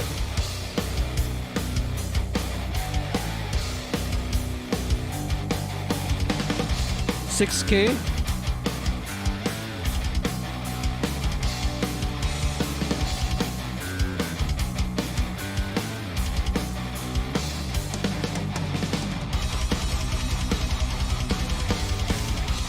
Okay, I'm actually going to bring back a little bit of the low end boost, right? Because, for example, with the Nova, it clamps down a little bit, but I'm just going to boost overall. So maybe about 100, right, cycles.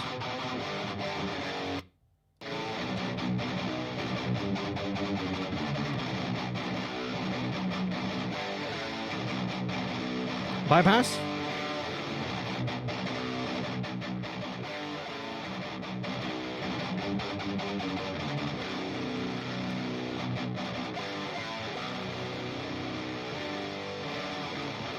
Bypass.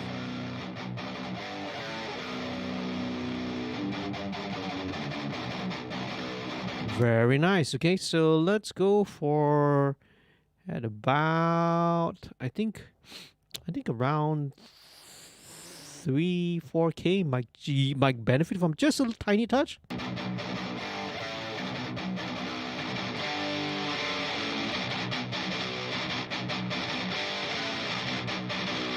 That's obviously a bit too much.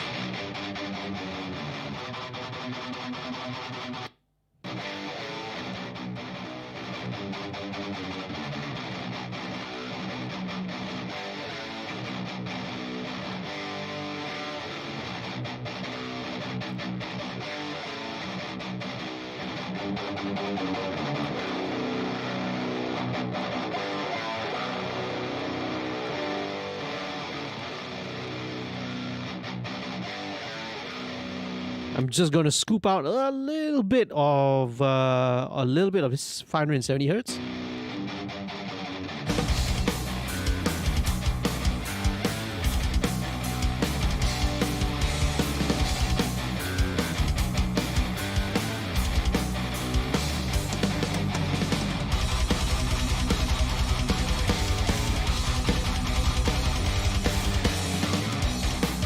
Just when it gets to that section there, that higher palm mute, there gets a little bit of that.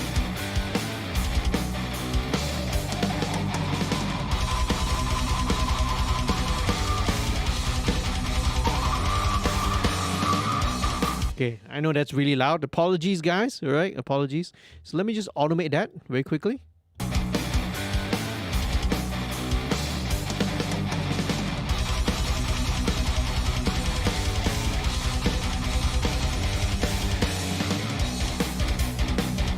Okay, right. So just that section, right?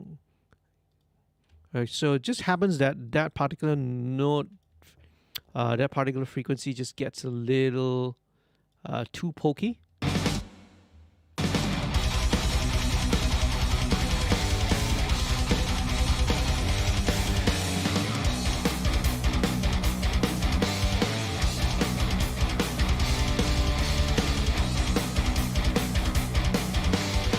Right, so now I feel like I want to give it a little bit of thickness, and one of the new plugins that I've actually just gotten only like a week ago is the LVL1 from Tone Empire.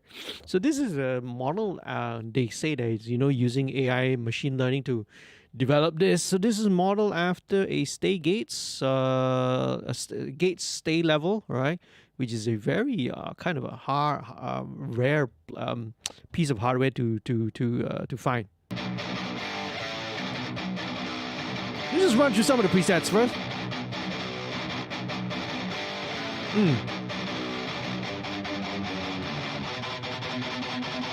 Okay, it's basically just doing the same thing, but with a different recovery time. So let's just play with it.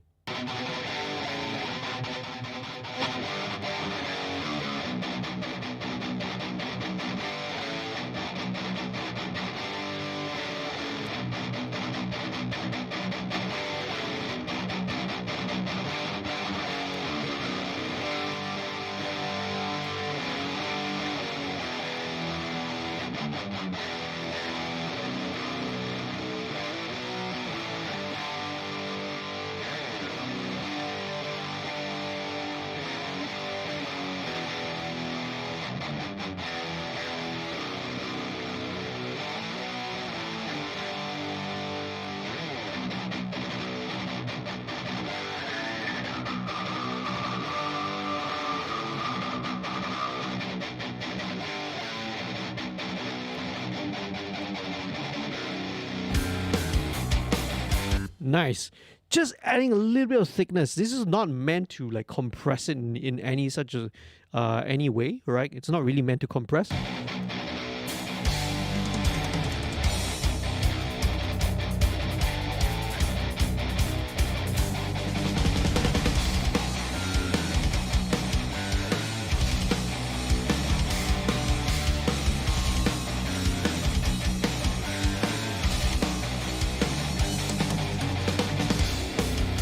Yeah, I think the fastest recovery time is actually better. It lets the transient through a little bit faster. Recovery here meaning the release lah. So faster release time. It doesn't clamp down on the guitar too much. It's also a little louder, so I got to bypass.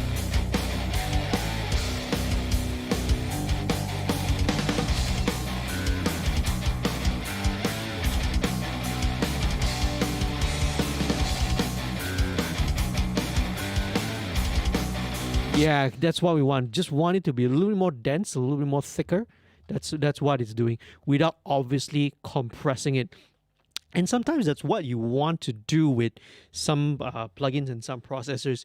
It's more for the tone. You're not really doing it to obviously process it, because that's not what we want. With distortion guitars, you're not really looking to add any more compression. It's already very steady state. It's a very distortion guitars is a very steady state type of sound anyway. So what's the point of compressing it, right?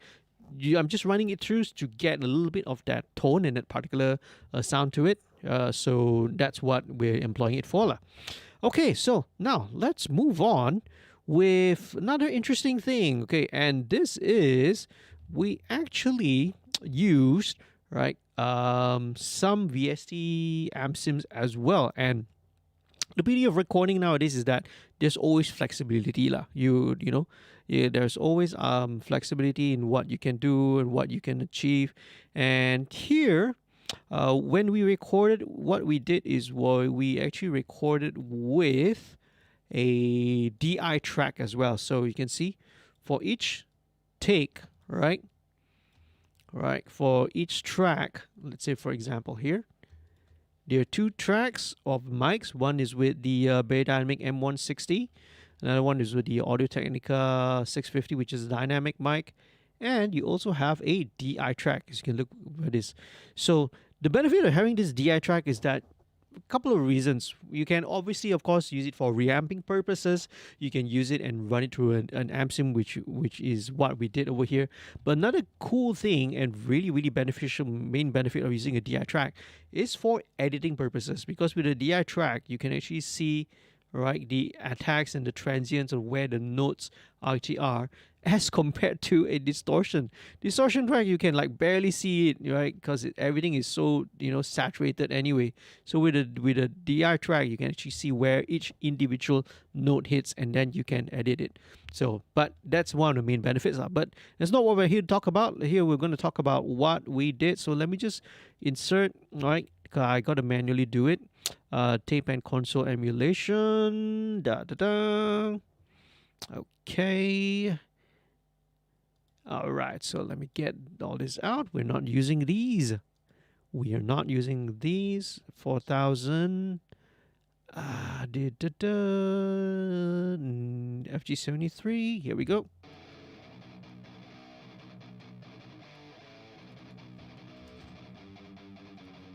So in this DI tracks, we actually added here. This is from Overloud, right? THU from Overloud. So this is actually just to give it a little bit of extra dimension. And that's one of the great benefits of using a DI track as well. Just to give it a little bit more extra, texture to it. And so this is actually an angle. So this is running through an angle. So imagine that you have, besides we use the Mesa Boogie, the tracks is for recording, we actually have an angle as well. So this is going to be blended in.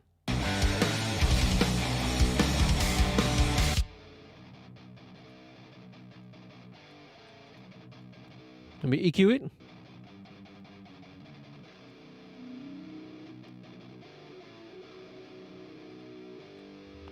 Yeah, a little bit of honkiness there at about 370.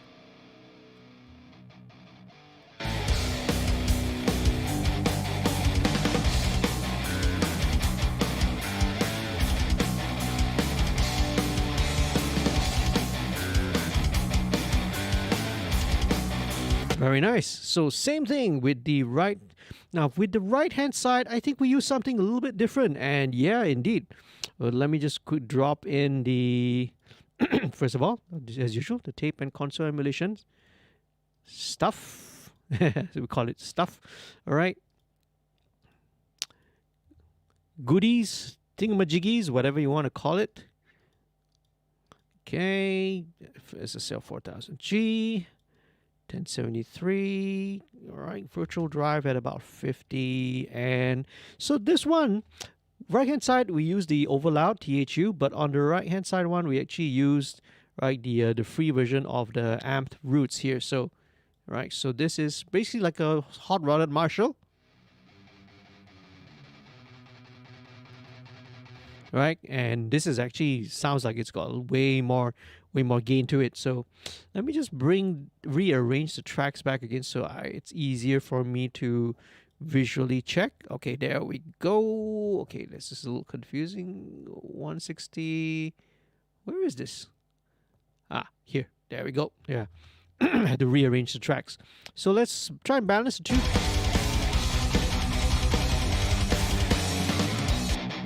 So this is just the mic. This is just the actual real guitar. Nice. And this is the VSTs.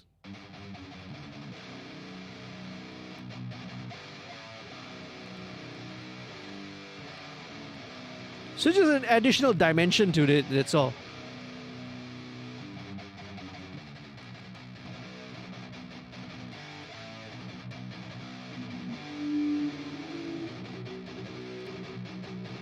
Just EQ this down a little bit more.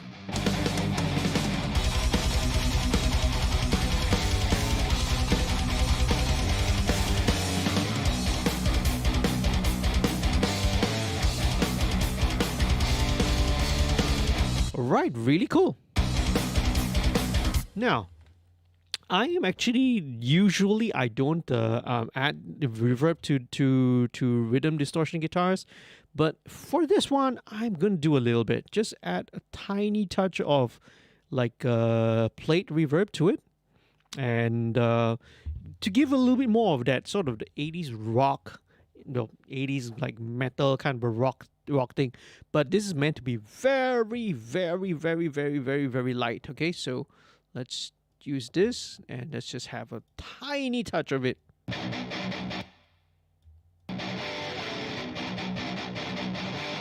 And I'm also going to make sure going to EQ this.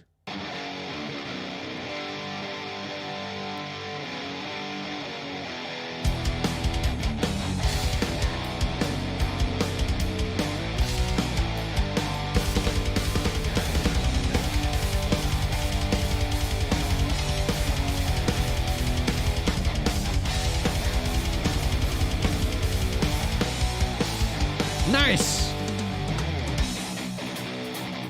Let's move on to the solo, okay? So let's check out the solo first of all. So I think on the solo, we did not use the DI tracks. Yes, that's right, okay? So this is going to be 100% purely the Mesa, okay? So let's do the same thing first of all. Okay, let me just link the tracks first to make it easier, right? Let me just do all this linking first lah. Okay, 21, 19, no, we'll keep this different. We'll keep this separated. All right, we'll keep all of these. And actually, what do we do with all of these, huh? Huh? Hang on a second. Okay, all right, cool. Yeah, definitely.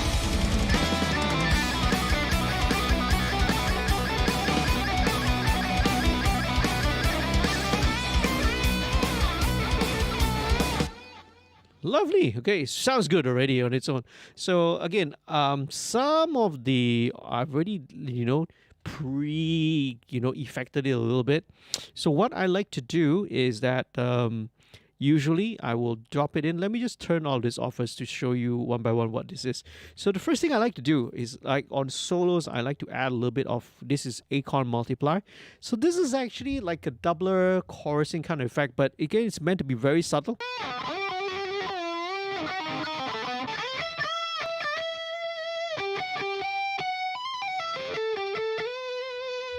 Yeah, right? A little bit of chorusing. So it's meant to be very subtle, okay? And right, feeding into it would be a delay, right? So this is Baby Come Back, right? Did you buy a Baby audio?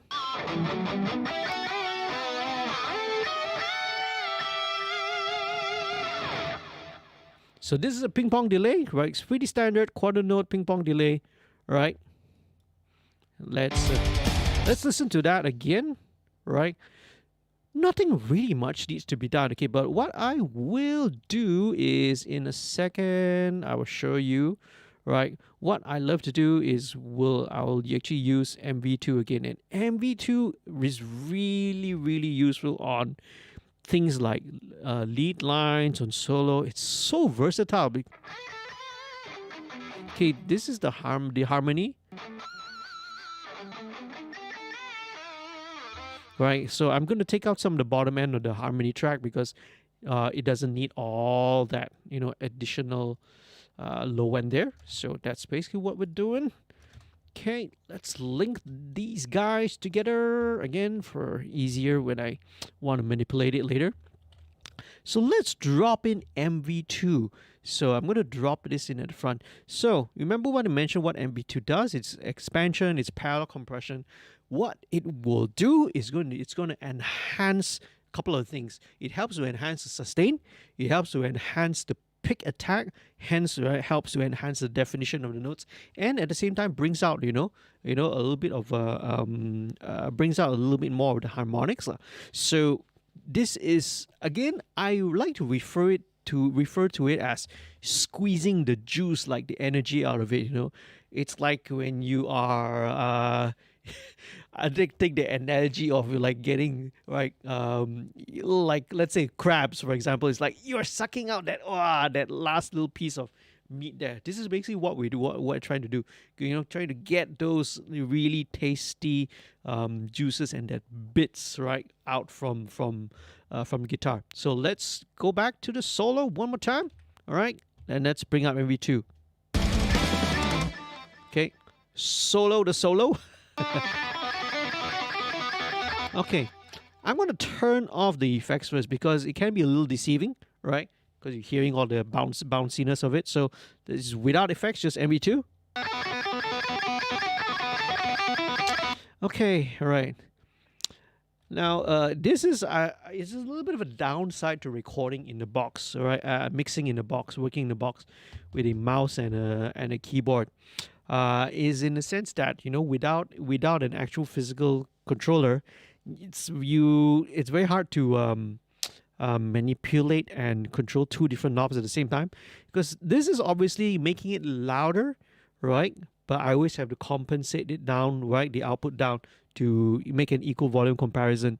So sometimes I have to guess and guess what it is. But as long as you make a double check, right? I mean, it's just a little bit more, working a computer and mouse isn't exactly the fastest. Fastest way to mix is still on a mixer.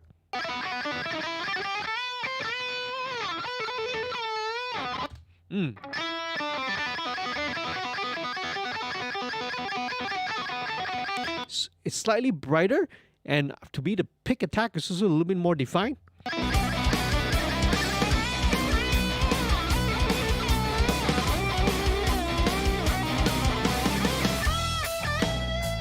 Let's bring the effects back.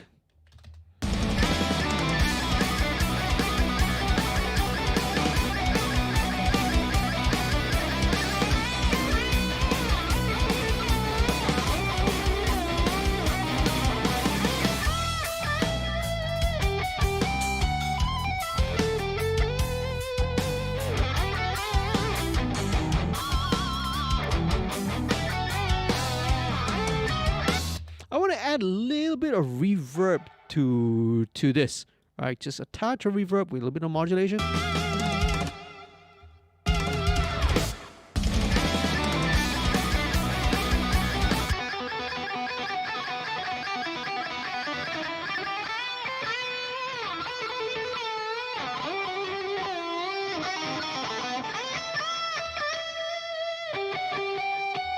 Right, just a little bit of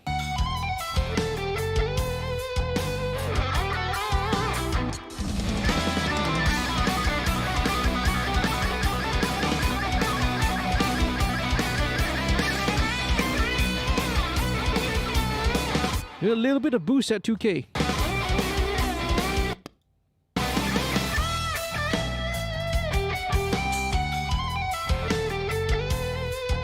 And that's it, okay? Not much really needs to be done in terms of the treatment, because again, getting sounds right at the source was really, really important in this case, okay? Let's see what it just in time for the guitars. Oh, hey, Benjamin Wong says sorry for being late. Hey, Benjamin, thanks for dropping in, man. Sorry, sometimes when I'm doing the actual live stream, I'm focusing on the mix, I kind of miss out on what the chat is, I mean, it's not an actual live streams where I hope we can interact with you. But very, very cool, all right? Thanks for tuning in, Ben. Awesome. So, question about, okay, so Rustreaver mentioned the Triaxis, the Mesa Mark II C channel, into the dual rectal power amp, into a Maxon 808, right in front as a booster, and this was going out to my 4x12 Kevlar out there. So how different is a parallel dynamic EQ from a multi-band compressor? It's different in a sense like, yeah, they're actually very similar. Multi-band compressors and parallel and dynamic EQs are very, very similar. But the multi-band, right, how a multi-band processor works is that it literally does split the processing into separate bands. And so sometimes there is a particular sound, right, there can be a little bit of like some people will say there will be a little bit of a phase differences when you introduce a multiband. So multiband can sound, if you overuse it, sometimes can be a little bit can be dangerous lah. So that's the essential difference between the two. Whereas a dynamic EQ, right, it's not splitting the audio into different bands. It is just tuning and dialing in the compressor, right, and acting it in that way. So that's the main difference between the two, right? Okay, the baby come back. Yeah, the company designs all their plugin, Baby Audio, right? Designs all their plugins to have a very kind of a retro 80s, neon sign kind of a look to. All right, so next one we have some clean guitars. Okay, there's a little clean strumming guitar here. All right, same thing. Okay, so this is a very straightforward kind of rhythm.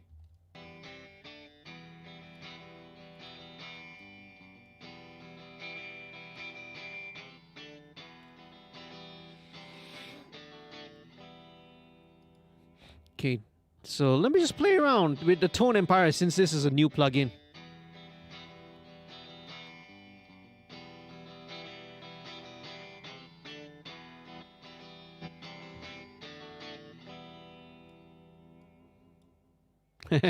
little kind.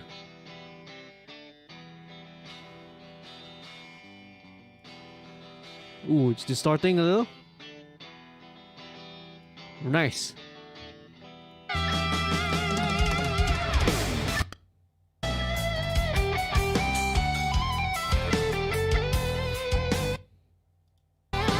Let me get the routing correct for this one.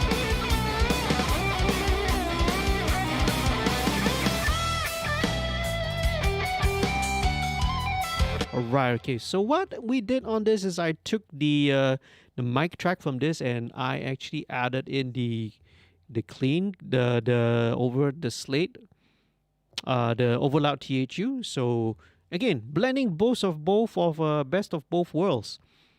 Alright, let me just drop in the tape emulation first, right? Okay, this helps me to slow down a little bit anyway. Very cool. Thanks for still sticking around, man. All right, let's go back to Neve 1073, FG73. Here we go. Virtual drive about 50, and let's listen to just what's on the overloud. So I think this has got a bit of a chorus sound too. Yeah. So there's more of a typical chorus sound. So let's take the bass level down. Let's bring out a little bit in the mids.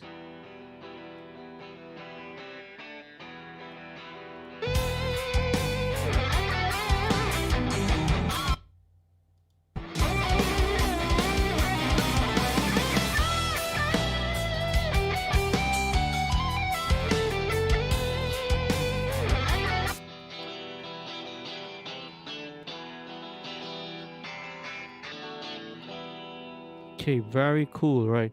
So now, because these are there is a little bit of risk whenever you're doing and combining these two, is that sometimes there can be a little bit of and trying to get a fake stereo out of it, there can be a little bit of phasiness between the two. But again, in context, I think it's not really an issue.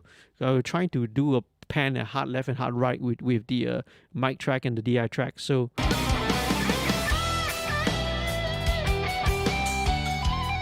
what I'm going to do is I'm probably going to bring the DI track down so it's a little softer.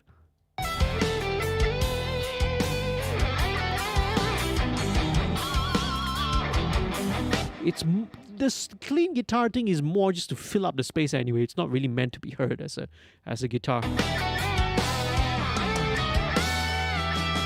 So maybe let's bring in this piano track here just to fill in that space, since we are at this Right. One thing you gotta that I want to point out is that mixing is not a linear process. We can always be jumping from one thing to another, and if something feels like it needs to be addressed that I worked early on, right? It's not an A B C all the way to Z kind of a process. It sometimes can be A B C D, right? And then you jumped over to K or K L M N, right? And then suddenly jump back to D E A F. It's not a linear thing. So let's listen to piano. Let's check out this little piano part. And why we're not getting any piano? Because because it's not assigned to the appropriate group? Oh, because yeah, that's why. Because it's muted, right? The actual group itself was muted lah. Okay, so let's listen back to the piano again.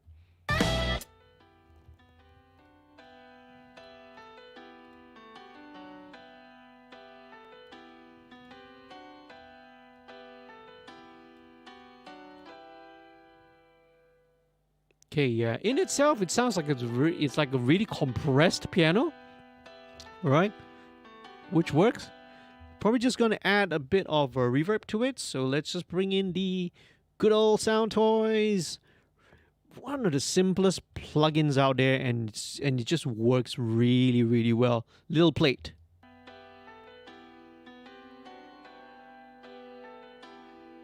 Yeah, just give it that space.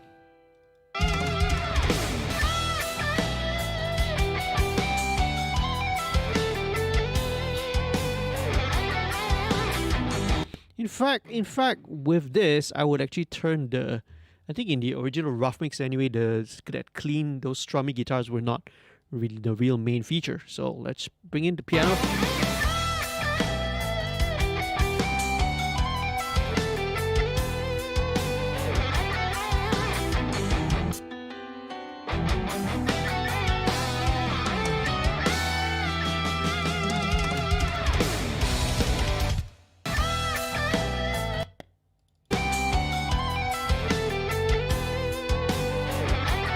Okay, very cool. Right. Okay. With pianos, one thing that I tend to do is that I actually kind of tuck them in a little bit slightly inwards. I don't like pianos that sound like they're 30 feet wide, okay? It does not really sound right or logical to my ears, especially if you're standing in front of a piano. It doesn't sound like it's like super, super wide one. Piano is right in front of you, you know? So so it doesn't need to sound that super, super wide. And especially if it's far away, it's even more mono actually, so, right?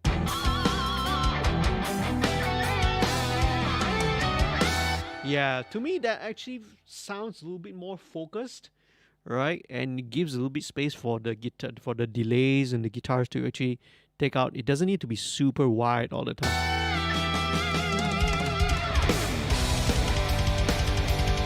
Okay, so let's bring in, now we can bring in the, let's blend in a little bit of those clean guitars.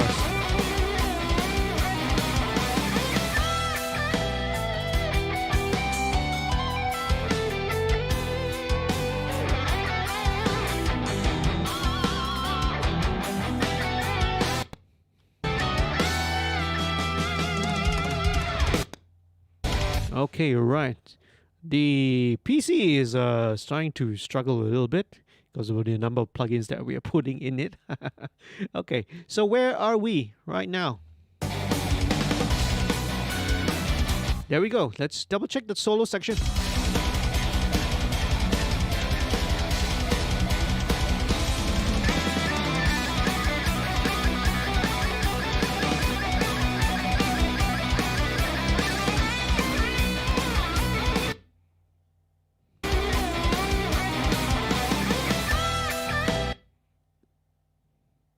Oh, did I not insert the taping console for the guitars? Sound good already. This will just make it sound better.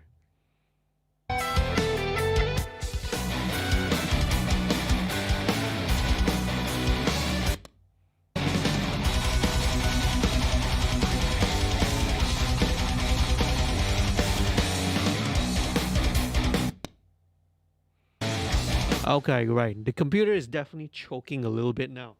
So,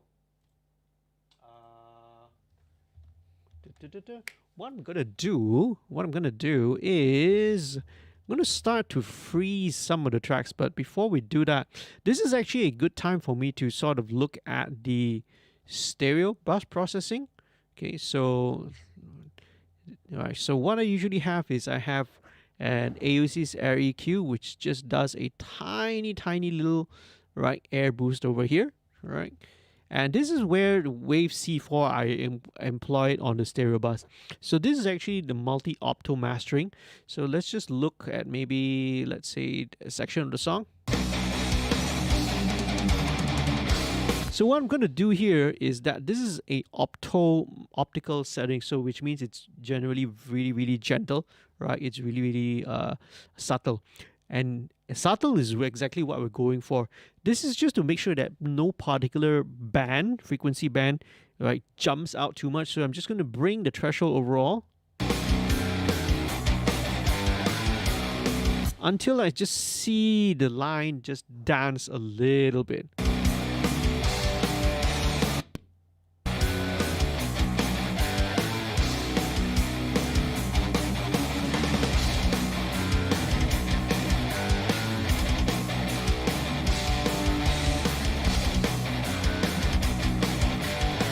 Okay, I'm actually hearing something from the bass. So let's go back to the bass.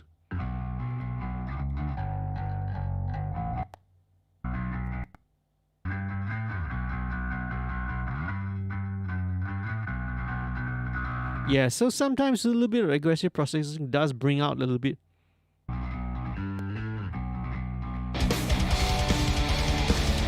Yeah, just a little bit of that 1.5K pokes out a little bit too much.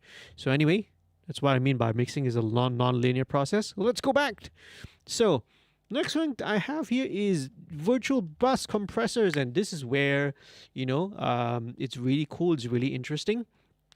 I love these. So this is actually a series of compressors that I've set up. Okay, starting with the FG Gray, which is actually an SSL, right? The SSL bus compressor. Then the FG Red, which is a Focusrite, and then finally the FG Mu, which is actually a Very Mu, which is a Fairchild. So all of these, what I'm actually gonna try to do is setting up them in series so that all of them is gonna just do a little bit of work. And instead of having the I sort of prefer doing this instead of just having one compressor, for instance, to do, let's say, 3, 4, 5 dB of gain reduction. Each of this is going to do just a little bit, and by me a little bit, not more than 1 dB. But because one thing that you and you might think that, oh, you got 3 compressors each doing 1 dB of gain reduction, that means your overall compression is 3 dB lah. That's not right. Okay, the math does not work that way. Compression is a logarithmic, right, function, right? It is on a logarithmic scale. That means that every level of compression, the net total compression, is actually a square. Okay, so that first one, okay, yeah, it's doing 1 dB, but the next one is doing a square of that. So you're actually getting 2 dB, and then after that you're doing another square. Your net total is actually closer to around 4 or 5 dB. So what I'm getting from out of this, okay? So sometimes a little bit more. So, but I like the way that it's doing. High pass filter here sometimes useful if I want to let a little bit of that. If I feel the low end gets a little bit choked, I will sometimes play with a high pass filter. But most of the time with rock stuff, no, I don't really need it.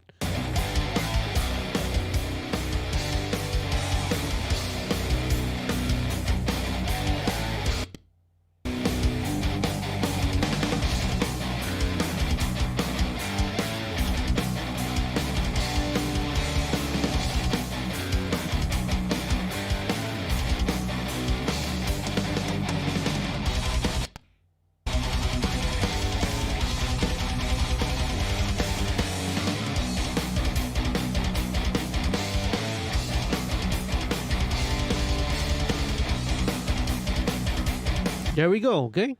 Right, so Virtual Mix Rack does a couple of other things as well. Okay, again, a very subtle, very tiny bit of a big and EQ here is a little bit of a smiley. Revival's not doing anything. Mix Plus 3D, and basically that's it, okay? Right.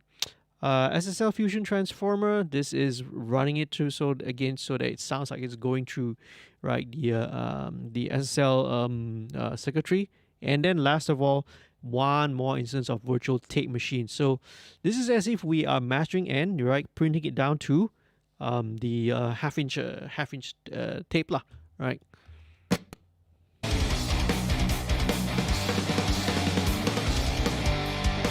Okay, right.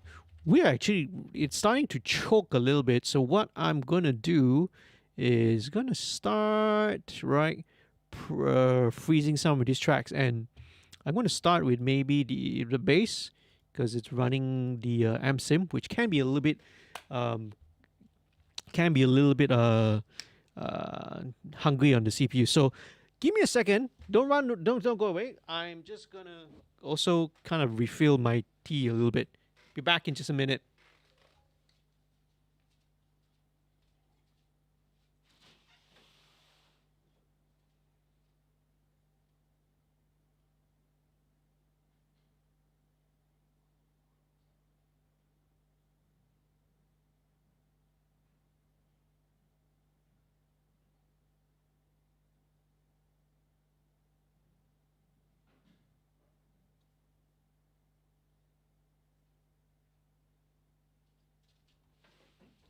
All right, just make a quick refill with hot water. Just a quick refill with hot water. So let me just freeze some of the stuff, man. Let's start with some of the. Where are the DI? Where are the DI tracks? Okay, right. So let me just copy some of it over.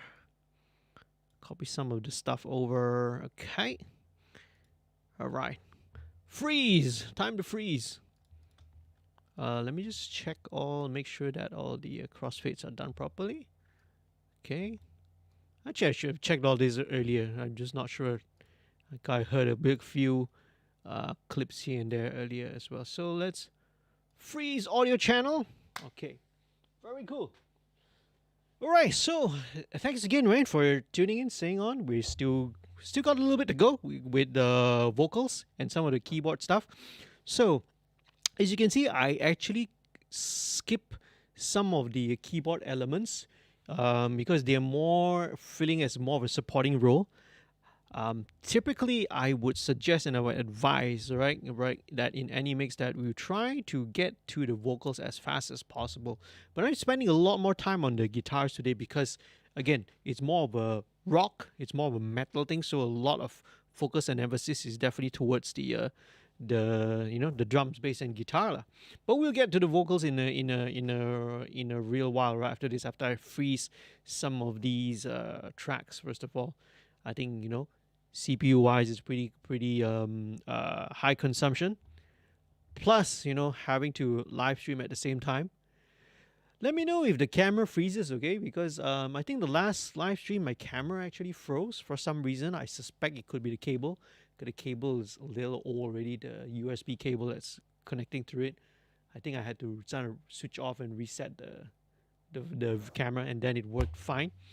Okay, let's do a little bit more of all this. Right, let's freeze all this stuff. Okay, this is much shorter, so let's freeze this.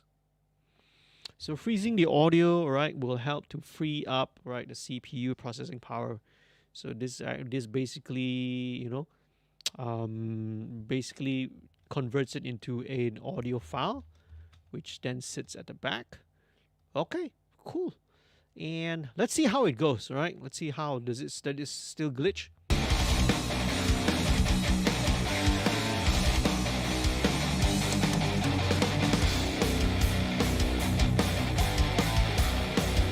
So far, so good.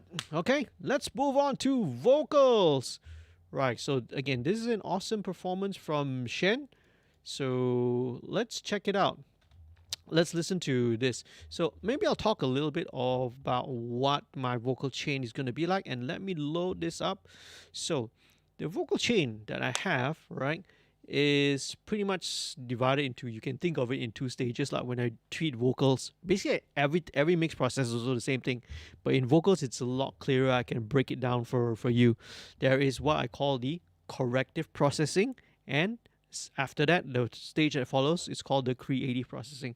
So corrective, is where I remove all the ugly warts, or the unwanted stuff, and all the inconsistencies. So that's what we're gonna be doing first. So this is similar with the tape and console emulation, just a few differences. I have TDR Nova, which is the first thing, right? The very first thing in the chain. So part of corrective is that we want to, of course, clean up some of the audio, right? So this means taking out some of the bottom end. And deep in the second age. Okay, so it'll help for me to turn off all the effects first, because the effects can sort of mask stuff. So I want to make sure that we actually keeping it. All the world still lives in fear of the mighty Rakshasa. All hail to Ravana, but in the land of Yodhya, to, of course, Allah. Still glitching a little bit. Deep in the second age, all the world still lives in fear. Okay, very good. So at about 110, let's take out all the unwanted bottom end. So let's dial in. So there will be a little bit of that mid-range honkiness, right? The boxiness to the vocal. That's typical. Different singers all have different characteristics. It's not whether it's good or bad. It's just characteristic. Okay, so let's solo this. Deep in the second age. Okay, right. I can hear it. So let's try and fish for it. All the world still lives in fear of the mighty Rakshasa. All hail to Ravana, but in the land of Yodhya. So about 320 hertz. So threshold, right? I'm going to set it to wideband. I go for a ratio of 3:1. Attack, fastest, release, fairly fast, but sometimes, I go for the fastest release first. Sometimes I will tweak it depending on what's necessary. Why we want a fast attack and fast release is because, whenever the offending frequency rears its ugly head, right, you want TDR Nova, you want the dynamic EQ to clamp down very quickly on it. But as soon as that, offending frequency goes away, you want it to release and let it go. In this way, that's why a dynamic EQ is really, really powerful. It's super transparent. It will act when it's needed, and when it's not needed, it will let the audio go on by its merry, merry way. Okay, so Yodhya, to the king of Kosala, Rama the prince was born, the secret avatar. Nice, that's very cool. It's deep in the second age. All the world still. Okay, right. So that is the low, bottom, low, mid, mud. So there's a little bit of nasal honkiness. Deep in the second age, all the world still lives in fear of the mighty Rakshasa. All hail to Rav. About 680, between 680 to 680 to oops. I gently pressed it so that it went to. There we go. Havana, but in the land of Yodhya. So closer to 700 actually. Okay, so disengage the solo, engage the dynamic EQ mode, wideband settings, which are exactly the same. 3, fastest attack, faster release. To the king of Kosala, Rama the prince was born, the secret avatar. Deep in the second age, all the world still lives in fear of the mighty Rakshasa. Okay, right. So now another thing we want to probably add is, so he's got a little bit of spikiness at the higher, high mid frequency. All hail to Ravana, but in the land of Yodhya, to the king of Kosala. I apologize if you're listening on headphones. This is going to be a little bit piercing. Salah, Rama the prince was born. Okay, there we go. Okay. I'm trying to zero in on the culprit. The secret avatar. Yeah, at about 4.3K, around that region. Deep in the second age, all the world still lives in fear of the Okay, this one will go for a slightly wider bandwidth. mighty Rakshasa. All hail to Ravana. Okay, right. So it still has a little bit, I think, but this is going to be closer to 8-9K kind of region there. I will deal with it in another aspect. So let's just listen back to it. But in the land of Yodhya, to the king of Kosala, Rama the prince was born. Okay, nice. Okay, so let's bring in smooth operator. Okay, all right. So this one is kind of similar to what TDI Nova is doing, but it's a little more gentle, right? It's slightly more gentle, all right? So also by Baby Audio, so you can kind of tell, right, with their aesthetic of what kind of thing they're going for. So let's solo the vocal again. Born the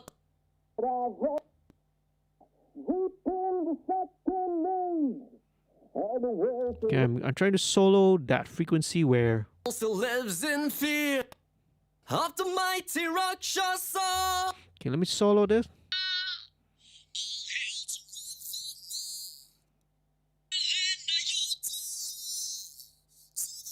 Of Kosala, Rama the prince was born, the secret avatar. Yeah, so just needs a little bit of little massaging. So smooth operator is basically what you know is doing roughly the same thing.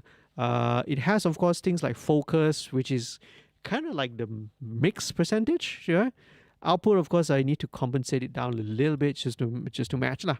All right. Deep in the second age, all the world still lives in fear. Very good. Okay, so same thing similarly. Going to virtual tape machine again, and then in virtual mix rack, this is where it's a little bit different from the others. There's a little bit more stuff here. So let me just run through it quickly. Trimmer here is just to compensate. So in case I get tracks, from elsewhere that will record either really hot or the levels are really, really low, I can use this so I can get it back to, the optimum gain stage level. So virtual channels the same thing, but instead of the FG73, I use Hollywood Virtual Tube Collection. So with vocals, they do benefit from having a little bit of a tube preamp to it, right? Because it adds, a little bit of character, adds a little bit of such, a little bit of the harmonics to it. So this is what I would drop it in, right? So Hollywood Tube Collection. Let's solo it back down. But the cool thing, the one which I really want to point out with vocals, what I really love to use on vocals is actually to do parallel processing on the main vocals. And actually not on the main vocals, on almost all vocals actually. Parallel processing is beautiful, right? It's really, really transparent, and it gives like really, really great dynamic control without the expense of killing the actual dynamics lah. So this is actually FG Stress, which is a distressor emulation. So what this does is that this basically, right, is set to a parallel, and it's got something here called the nuke function, which is like a very, very aggressive, like a limiter. Right, so what it does is that I usually set this at 50-50, so you get 50% the unprocessed vocal, right, signal, and then 50% blended in the nuked, right, as it describes it, right, the heavily compressed audio, right. So I started 50-50. Sometimes I will take it down to maybe 40 or 30% depending on the style, but usually typically if we're in rock in this situation, I like to keep it at 50-50. So here we go. Deep in the second age. So what I want to do is I just want to explore and see whether this will some of the additional, because it can also generate some harmonics as well. So let me just listen and see. All the world still lives in fear of the mighty Rakshasa. Second harmonic. All hail to Ravana, but in the land of Yodhya, to the king of Kosala. 3 actually sounds pretty good, actually. Rama the prince was born. I'm going to engage the high pass filter so that it doesn't... Born, the secret avatar. The second age, All the world still lives in fear of the mighty Rakshasa. So this is for the sidechain mid detector boost so that it's a little bit more sensitive to the mid range. All hail to Ravana. Yep. So you get a little bit more. You squeeze out a little bit more from here, but that's okay because again, this is parallel. See? So that's nice. And then last but not least on this one, this is a de-esser. This is like the it's based on I think the DBX 902 de-esser. But in the land of Yodhya. Just doing basic de-essing work, okay? Yeah. And last thing on this vocal chain here is an insert of the R-Comp, our Renaissance Waves Renaissance compressor. Really, really old compressor, if you ask me, right? But still really good. So what this does is that it's set to a fairly fast attack and a kind of a medium release, right? Medium ratio 4.4. So what this is doing is this is just gonna catch the extreme top, right? Some of the extreme top Age. All the world of the mighty Rakshasa. Let's bring this down. All hail to Ravana. But in the land of Yodhya, to the king of Kosala. And this is not going to do more than 1 dB of gain reduction. That's it. It's just to catch the topmost peaks. And again, it's more of a digital thing inside inside the digital realm. If you don't work the plugins too hard, they perform better, right? They seem to perform better because, as much as there are always the model plugins, right, that model with the original hardware, for example, like I have a real 1176 down here. The thing that's different between the hardware and the plugins is that with the hardware, you can really push and find where the limits are and drive it really hard. And they tend to stay musical. So even when I drive my 1176 really insane and the meter is like doing crazy stuff, it still sounds musical. It still sounds good. But if you try to do it with the plugin version, they kind of fall apart. So it's instead of forcing it to do too much, right? We make sure that that it does, we don't make it work too hard. So having all these compressors in series, we're looking at, dynamic compression, you could argue. Tape also gives a little bit of compression, right? This tubes also offer a little bit of compression. So everywhere is a little bit of compression. And this is parallel compression, obviously.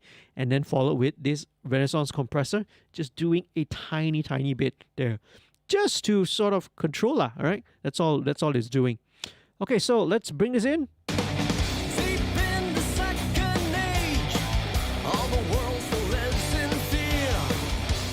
All right, okay, so now let's blend in the double. So the double, the double does not need as aggressive a treatment as the main vocal, but Of the mighty rock shot.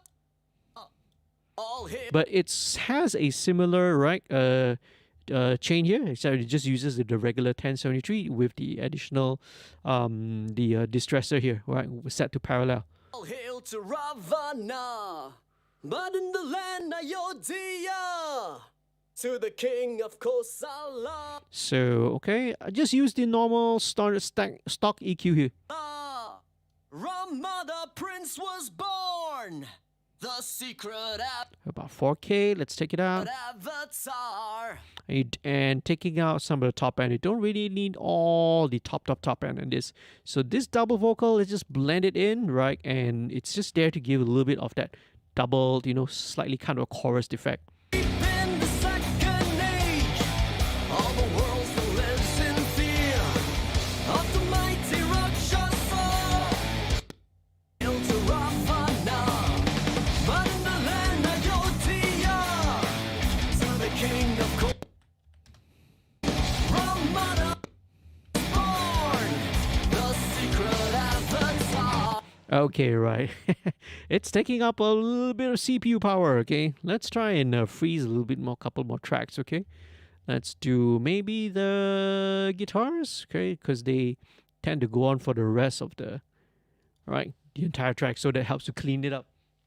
Awesome, man. So thanks. Hey, Ivan, we got a couple of actually concurrent viewers out there. So I'm not sure who else is watching. If you are watching, please do say hi. Don't don't be shy. You know, I would love to hear and to engage with you. Okay. And coming up to 12. All right. So one of the things that definitely that the I will be showing here is that these are actually going to be generally the broad strokes at the end of the live stream, which I guess will probably go for another maybe, hopefully another half an hour or 45 minutes or so, right? Not more than an hour, I promise. Okay, I try to keep the live streams nowadays to be under 3 hours. The record that I did before was one project. If you go back to the playlist, you'll find it. That was like the record one that I did was 5 hours plus, because that was an insane project. They had like 100 over tracks. Right? That was a crazy project that I did for the band, Dewata Raya. But anyway, yeah. At the end of this is probably what I would call maybe the first draft, the initial draft of the mix. And usually I call it a night after that, because 3 4 hours of continuous listening to music, right, it can be a little bit fatiguing to the ears. So I will go back to, and either, right, on a typical day, if I was mixing this during the daytime, I would like go for an ear break. It would be perfect time, right, after about 3 hours, right, of mixing, to take an ear break, right, go and do something else, right, and then come back to mixing this. Or very often, if let's say now it's already late at night, I'll come back the next morning, all right, or the next day to work on it with fresh ears. But a lot of stuff as well, including all the fine tuning, automation, and stuff like that. I also don't really show it because that portion can be really tedious work. I could be like repeating a particular word over and over and over again, and it's just not going to make very interesting, compelling viewing on YouTube lah. Plus, you could be sitting around here for like a good 5 6 hours. And again, I tend to usually would take the ear break after about 2 to 3 hours, then come back and do all this fine tuning automation, right? During the next sitting. So where are we? Okay, let's freeze a couple more tracks here. Let's freeze a couple more guitar tracks to free up some CPU. Let's see. All right, so Sam, another question. So, by the way, how do you set the ratio between the lead and double vocals? How do I set? Again, it's by ear. There's no fixed formula. I'm just blending it in until I hear that. Okay, right, sounds good. I feel I might actually bring it up a little bit more, but that's all I'm doing. It's by ear. It's until how much I feel. I will probably, again, we're still at the we're gonna go into the creative side of things in a bit, so that's where you'll probably see a little bit more stuff. Like I will probably add in a little bit of effects, a little bit of doubling, a little bit of chorusing, and things like that. We're gonna go into that right after this track is frozen, and let's go. Okay, so let's talk about some of the creative stuff. So the corrective stuff is out of the way. Let's go to the creative side of things. So let me just play that again. Deep in the second age, all the world still lives in fear of the mighty Rakshasa. All hail to Rama. Yeah, so I'm just setting it to ear actually, okay? The main lead's actually a little louder, even though the fader settings are the same, because of the additional processing from all this. This is actually louder, right? So in the end, it works out fine. So let's go to the to the creative stage of things. First thing I'm gonna do is, again, mixing is a lot of trying to extract, right, and bring out the best out of every part out there, and that's often, right, to do with extracting energy. As the expression I used earlier, like, we're trying to squeeze the juice out of all the different elements. So this is what I'm gonna do. the vocal is already nicely level already. It's leveled, we got rid of all the unwanted frequencies, the harshness, the harsh honky mid range, the spiky high mids, all the super low end, we got rid of it. So now it's time to massage and to manipulate it. And 1176 again is one of my favorite tools. So here it's no longer really about the dynamic control. I'm actually using this more of a tonal. All right, I'm actually wanting to get the tonal characteristics and impart the tonal characteristics of the 1176. Especially this is the revision A, which is the blue stripe, which is the old version. Old version is a little bit grittier. It's a little bit more distortion to it. Right, it's not as clean as the LN, which is the black face. So this is the blue stripe, as we call it lah. Deep in the second age, all the world still lives in fear. So yeah, no doubt it's gonna compress, and we're gonna be quite aggressive with it. But the compression's not really the thing we're going for. You're trying to squeeze it out so that all the harmonics, all that's gonna come out. Okay, so right, I have to compensate this down. Of the mighty Rakshasa, all hail to Ravana. Okay, let's make sure that we bypass. But in the land of Ayodhya, to the king of Kosala, Rama the prince was born, the secret avatar. Very cool, I like it. So let's check the de-esser. So there's also a de-esser post as well, because one of the sort of side effects of aggressive compression is that it's definitely going to bring out things such as the transients, right? Transients, the S's and all that is going to be brought up. So very often you will need a second de-esser at the I de-essed once at the start, and I need another de-esser back here. Deep in the second age, all the world still lives in fear of the mighty Rakshasa, all hail to Ravana. Okay, now the next thing that I'm gonna do is a little bit counterintuitive, but again, it's stuff that I learned from people like watching Andrew Sheps and Michael Brower and how they mix. So I am actually gonna use this. I'm gonna turn this Pultec EQ, which is actually before the 1176. Remember, I already set the 1176, but this Pultec EQ is going to push into the 1176, and this is gonna, I love the way this sounds. This is obviously going to cause the 1176 to compress a little bit more because you are increasing the gain into it, but it's in such a pleasing way. It's an EQ in such a pleasing way that it's really nice. Okay, now I'm going to shave off a little bit of this top end. But in the land of Ayodhya, right, take out a little bit this at 20k, just attenuate a little bit, because this is not pop. It's not gonna pop R&B track where the vocals need to be super crisp and airy and spicy sounding. Rock is more about the mid-range. So let's go with the this high frequency control. All right, I'm going to set the bandwidth to the broadest, widest, and we're going to check it out. Okay, let's turn out. To the king of Kosala, Rama the prince was born. Okay, so this is at 4K. Let's go 3K. Born, the secret avatar.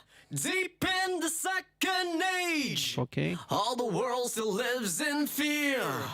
5K, 8K, 8K. All hail to Ravana, but in the land of Ayodhya, to the king of Kosala, Go back down 3K. Rama the prince was born, the secret avatar. I kind of like what it's doing at 10K though, but this is in solo. All right, let's verify and see whether this is actually what's right when it's in context. Okay, let's listen back to in context. Second age, all the world still lives in fear of the mighty Rakshasa, all hail to Ravana. Back down to 3K. To the king of Kosala, Rama the prince was born, the secret Interesting.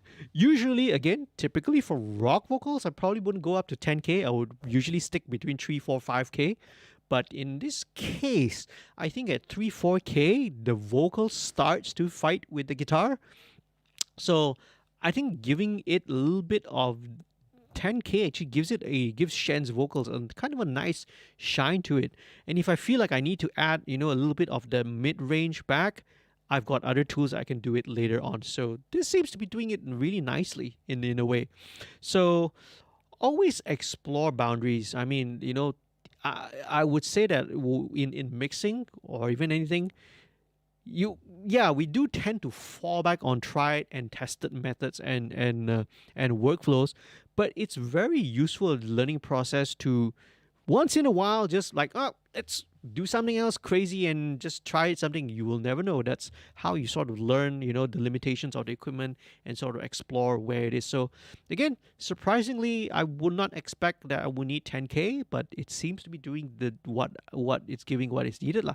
Right, so let's bring in a little bit of this low end boost. Deep in the second age, all the world's in fear of the mighty Rakshasa.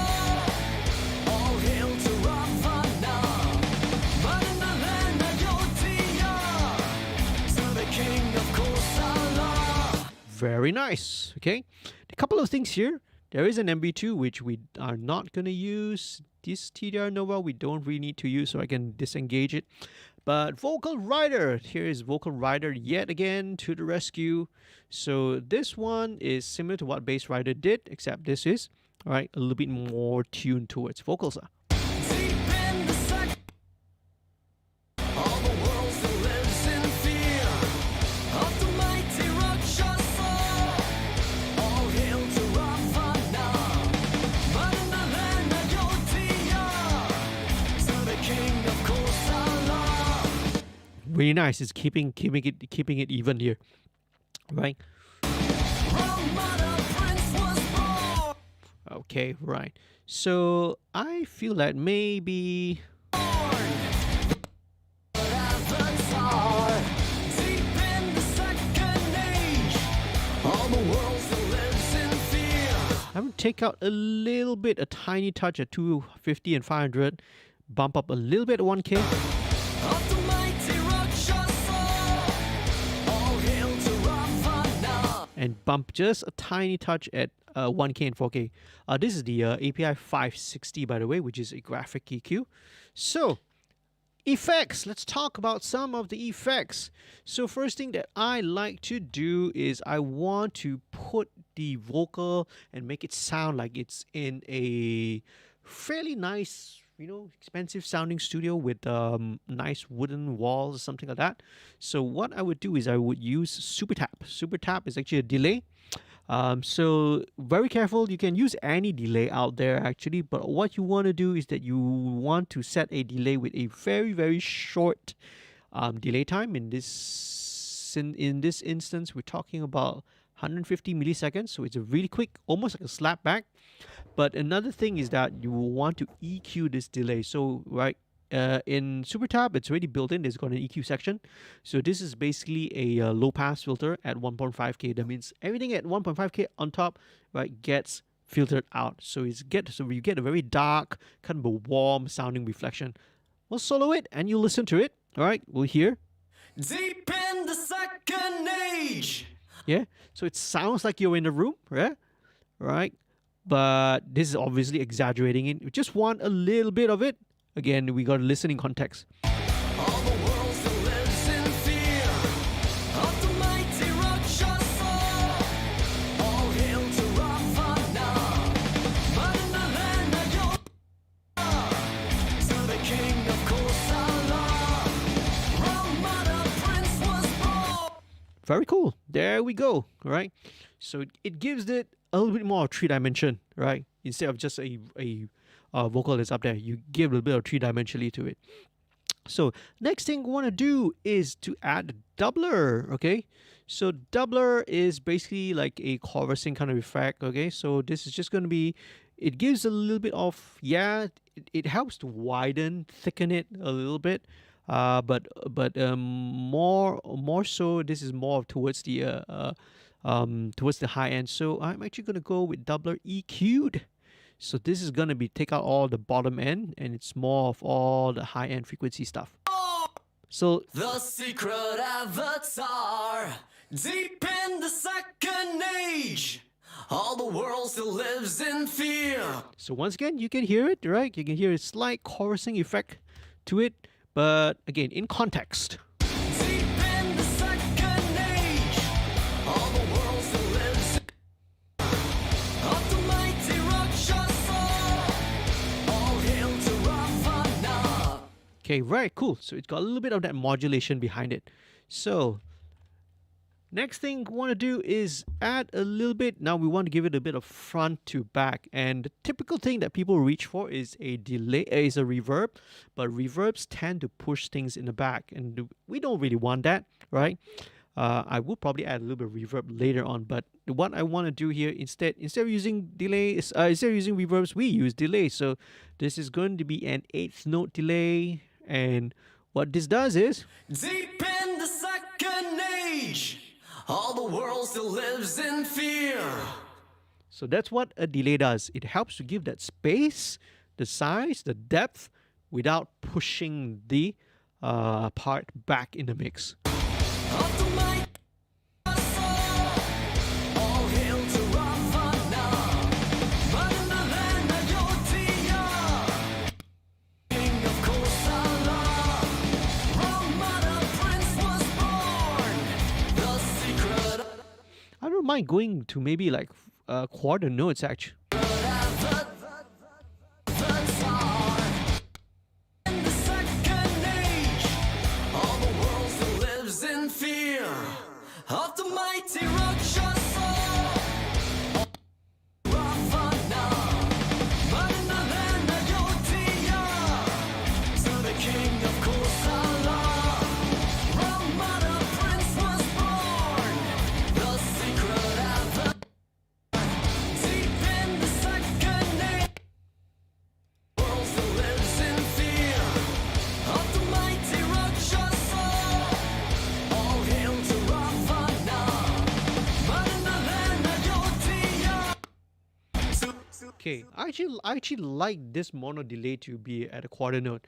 Usually this is a little longer than I go for, but I am going to instead engage this reverb here, which is the EMT 140 plate reverb, and this. Let me EQ this first. prince was born. The secret avatar, deep in the second age, all the world still lives in fear. Of the mighty Rakshasa, all hail to Rama. But in the land of Yodhya, Okay, right. So what I'm gonna do here is I'm going to sort of figure out what the pre-delay is going to be like, right? So the problem is that, okay, we could do this by, let's do this by ear, okay? 'Cause there's two ways I could do it. I could do it using a calculator, but let's do it by ear, okay? So let's take a snare. Let's just take this snare sample, right? And let's just engage this reverb, right? The EMT 140. So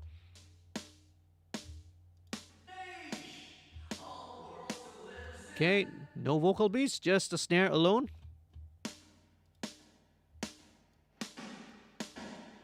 So I'm trying to get the pre-delay time so that it would be ta-ta, ta-ta, ta-ta.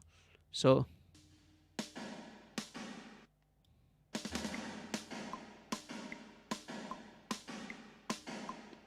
I'm setting this pre-delay time so that it's going to be about, and so it's about an 8th note, 16th note, right? Behind. So pre-delay is very, very cool factor which helps to, right, sort of give a bit of clarity to the reverb. Okay, that's way too much reverb, so let's just blend in a little bit. deep in the second age, all the world still lives in fear. Of the mighty Rakshasa,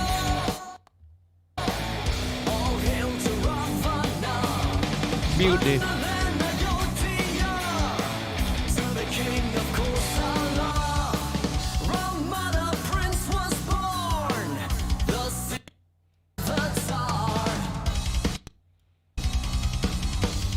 Let's go on. So this is the second verse. In the heart of his father's court, the jealous queen, she makes her move, and Rama sent to exile. The forest wild. Okay, very cool. Very, very cool. Okay, it's definitely eating up a little bit of CPU processing power here, okay? Let's see what else that we can sort of ease off a little bit. Let's start with maybe some of the the pulsar, the room. Okay.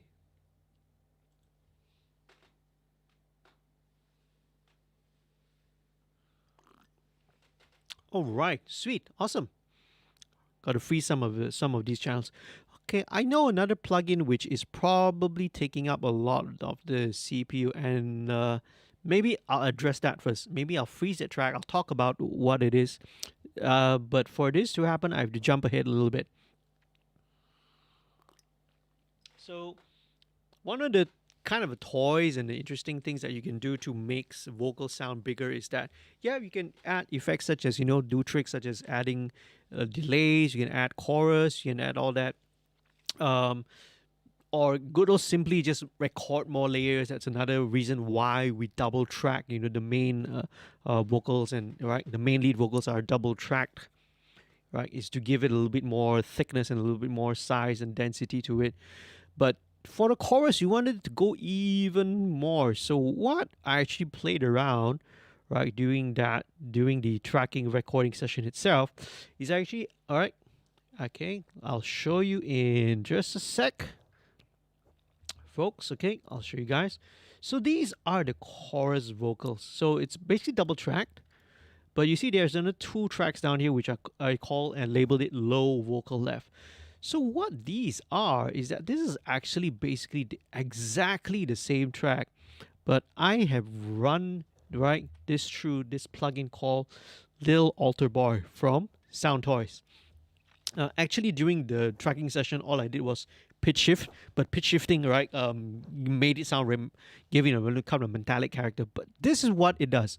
So maybe let's solo it. Okay, let's just listen to the actual chorus vocal itself without any processing. This is how it sounds like. Oh, Rama, mighty son of Solar King. So that's the normal vocal. With Alter Boy, it's been pitch shifted and also Foreman shifted down an entire octave. Foreman shift at about -7. Okay, so this is what it sounds like. Mighty son of Solar Kings, the lost light of hope, shining bright inside the soul. So that is 1 octave below. So we play around with this, and this is actually blended in to the entire main vocal itself. But before I freeze this, because this is probably taking up the CPU.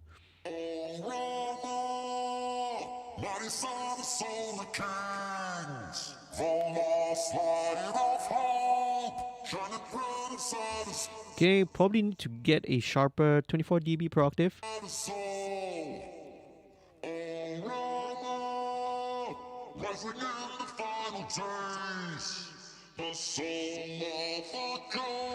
And about 4.2, just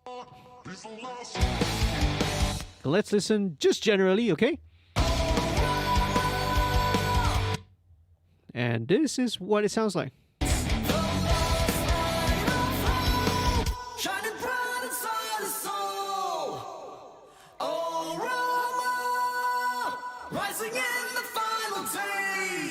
Okay, of course, when you solo it, then it's very obvious, but in context of the mix, it adds that additional, density and thickness to the vocal, and that's a very common trick, to just layer with something an octave below.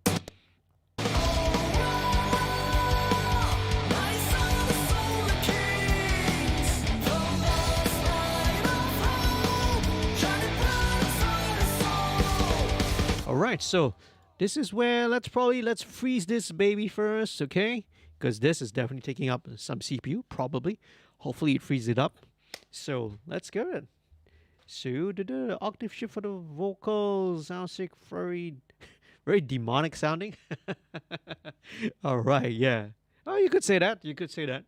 Yep, it does, of course. It's a very very common method or trick that's been used for like decades, man. You can trace this back to way long ago, and it's just basically the principle of just layering. It's just layering with something with an octave below. It's it's all concepts of basically orchestration actually, you know. So you apply the same ideas, you know, in classical music, orchestration wise. If you want something to sound a little deeper, a little darker, that's why they introduced the double bass, the contrabass to the standards to the classical orchestra before. Because in the Baroque period, you usually only have the you would only have your four sections: the first, second, violins, viola, and the cello. Then when you get into the classical and romantic period, it's like, oh, we need a bit bigger, we need more size. Let's add in the double bass. Let's add in the contrabass. All right. It's always like that, right? So when you want something to sound a little bit bigger, something thicker, the easiest trick is just to add something in an octave below. Yeah. Even with guitars, man. And conversely, sometimes with bass lines, if there's something that's referred to as tic-tac bass or tic-tac, I think tic-tac bass. It's basically just a bass guitar that's strung an octave, that's tuned like an octave higher. I think like there's the Fender 6 bass, which is very classical. It's a very ubiquitous instrument that's used for this role. Yeah, you're basically doubling the bass line, right? Just an octave higher. That can be done, right? Same thing with everything. Sometimes that's the simplest way, just to double things, an octave lower, an octave higher. This helps to make things a little bit bigger, denser, without necessarily having to introduce new parts, because they kind of function as a whole.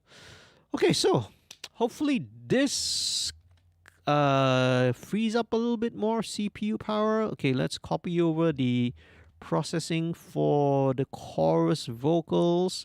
So the chorus vocals are slightly, right? So these are double track, right? Same.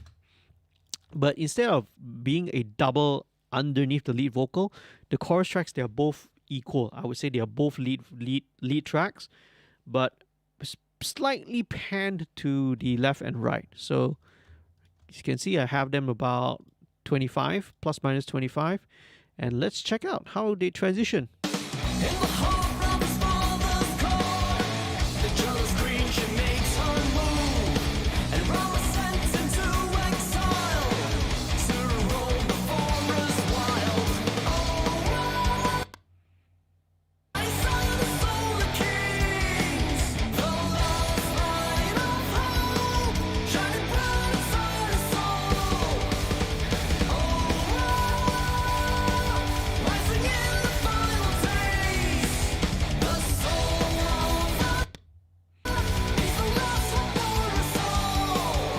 Very cool. Very cool. That works just fine. All right, so let's talk about, again, introducing dynamics. So one of the key things about any sort of mix or any sort of song is that you always want to carry the listener. The listener wants to be carried forward over different sections. So that means introducing contrast, introducing dynamics. Dynamics doesn't necessarily just means, right, in terms of loudness, right? Because nowadays modern music is just all loud all the way, but you can introduce dynamics in terms of stereo image, size, density, like how we added the low vocals. And one of the things that I like to do, and again it's a very simple trick, is that I would switch over from using a mono delay in the verses to, when we get to the chorus, we're going to hit it with a stereo delay. Okay, so this is what's going to happen. And in fact, I already had that done in the mix already. So in the rough. So let's just listen to it. Stereo delay gonna kick in.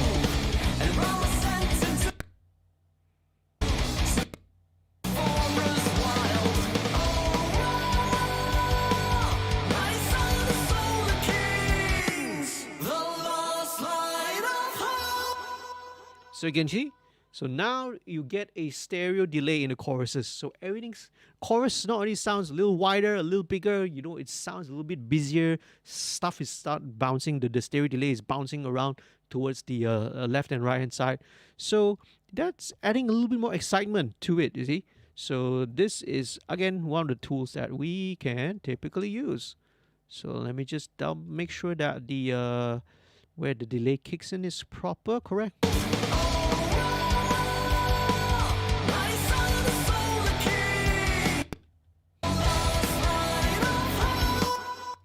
Yeah, very cool. All right, so every time it would kick in during on the one.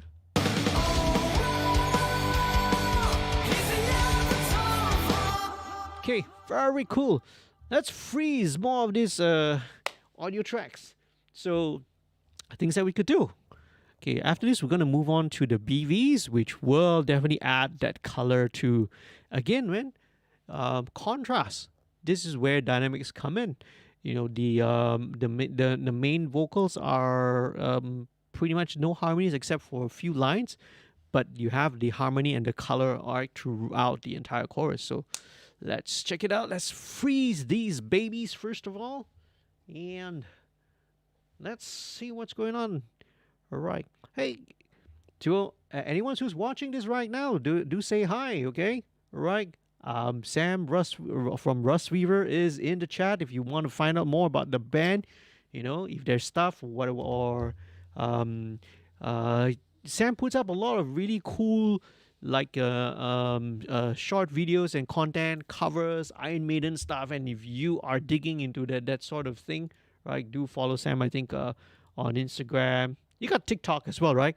Descriptions actually right for Rustreaver's social media is all down in the description, so please do check it below lah, right?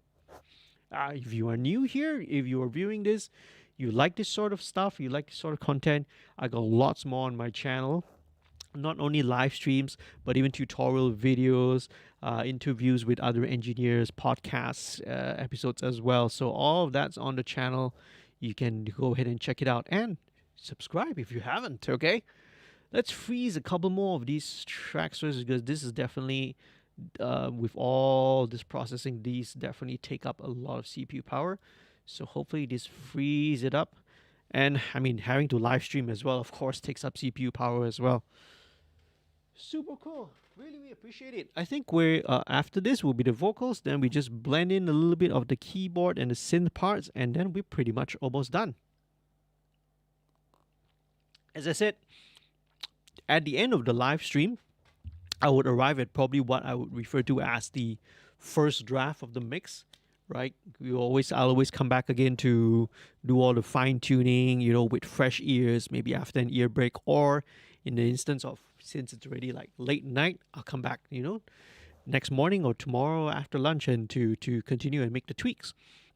So once this is done, you're right, the normal procedure is that we'll usually send it to the client, we'll send it to artists, let them listen to it, and if we have any changes, we have any tweaks that we need to do, we'll do it either via listening session or using mix notes. And once everything's done, mix, master, and it's out, all right? So do follow Rustreaver's social media, all right, so as to when they're going to put this and release this song out. So hopefully that will be real soon, okay? All right. What else is happening right now? What else is happening in the live chat? So one thing that's hard is can't really see a viewer activity. Analytics, stream settings. Okay, right. One more. Let's freeze the the double track of the chorus vocals. Takes about 1 minute, 30 seconds each time. So to kill time, we're gonna have to chat, and talk a little bit. All right. Right. Oh, to folks out there who are watching this, I do get a number of the channel viewers who are actually from the Philippines. Actually, Good Friday is over. We're heading into Saturday and also to Easter Sunday. Hope you guys are having a great holiday weekend, man. Of course, I mentioned earlier at the start of the stream as well, right? Zachariah as well. Happy Good Friday and happy Easter. And of course, to everyone else, right? All our Muslim friends, happy fasting. It's really, really cool. It's a interesting month where all the different major religions of the world are actually celebrating their festivals at around the same time. You know, for Muslims, it's a month of Ramadan, and for like Catholics and Christians, it's Good Friday and Easter, and of course there's also the month of Lent, and yeah, even for the Jewish faith, Judaism, right? They're celebrating Passover as well, so it's a good time. Well, a lot of shitty stuff is going on. They're all fighting over nonsense, but let's not get into that. Okay, let's continue with our regular program. So let's go into the BVs right now. So let's blend in the BVs. BVs are very straightforward. I use the same vocal processing chain, right? Same thing. I'll show you quickly. Virtual channel FV73 with the parallel processing, vocal processing, parallel compression, right, on the vocal, right? It's a secret trick that I use.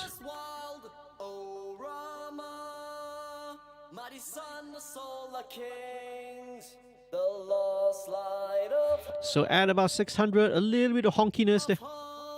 Shining bright inside a soul. Oh Rama, rising in the final days. The soul of a god. He's the last hope for us all. Okay, right. Yeah, so Shen does have that little bit of, slight distortion at about 9K-ish. Alright, so just things to, which sometimes can be, it's something that can be capitalized on. It's not always a bad thing. Okay, let's check this out. Let's take this. So there's another third BV here. So it's basically two, left and right. Okay. Oh, hello, my mouse DPI setting. Okay, there we go. Let's link these two together. Let's blend it in.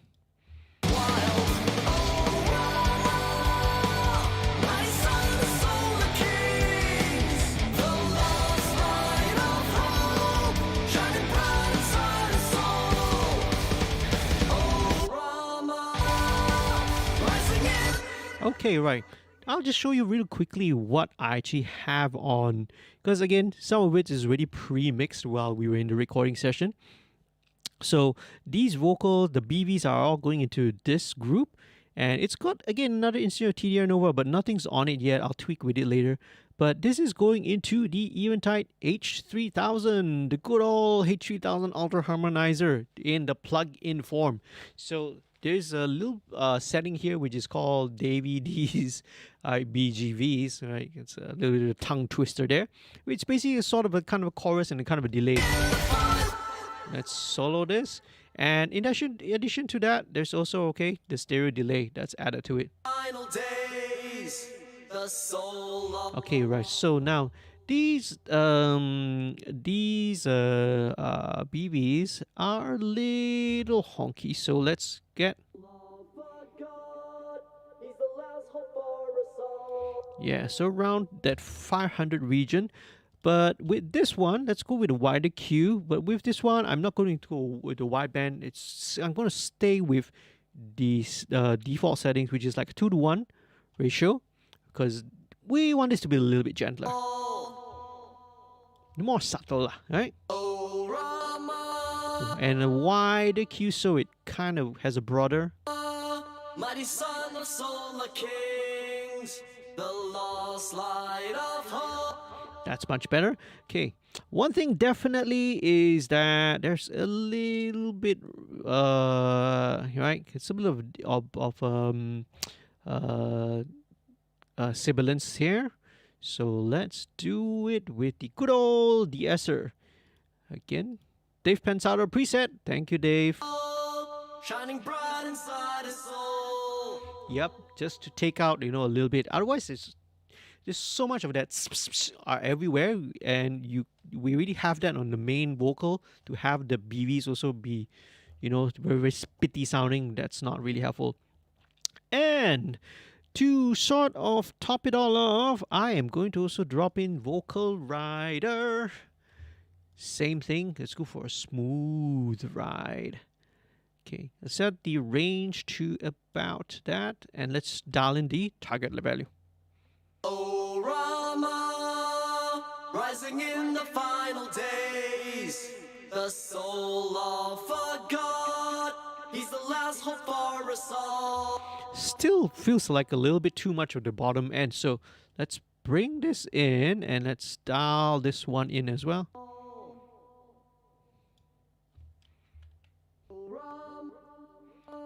Mighty son of solar kings, the lost light of hope, shining bright inside his soul. Oh, Rama, rising in the final days, the soul of a god, he's the last hope for us all. So fairly aggressive. Maybe I'll bring this to about 3-1. Rama, my son of solar kings, Much better. lost light of hope, shining bright inside his soul. Oh, Rama, rising in the final days, the soul of a god, he's the last hope for us all. Okay, so let's bring it out to maybe about 75 because I had the BVs at about 50-50. So let's bring it out there. Prince was born, the secret avatar. Right, so check out the last chorus. There is this last line here. Rising in the final days, in distant Lanka, where his destiny awaits. In distant Lanka, where his destiny awaits. Lanka, where his destiny awaits. Yeah, okay, so we had this last little line there just to add that final tap harmony for a bit of color. So there you go. Those are the vocals. Okay, what are we going to do right now? Okay, let's just wrap it up by just bringing in some of the keyboard stuff. I'm not going to spend too much time because keyboard parts are more of just like, just blending it in and then, seeing what works and what doesn't. So let's start with the Analog Dream. Let's start with that. So this is more like I like the bit of that distortion.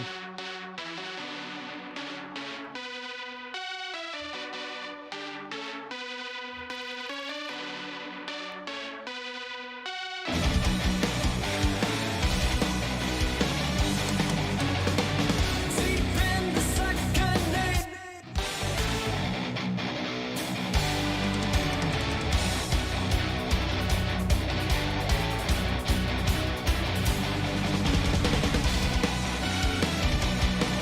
Very cool. Let's bring in the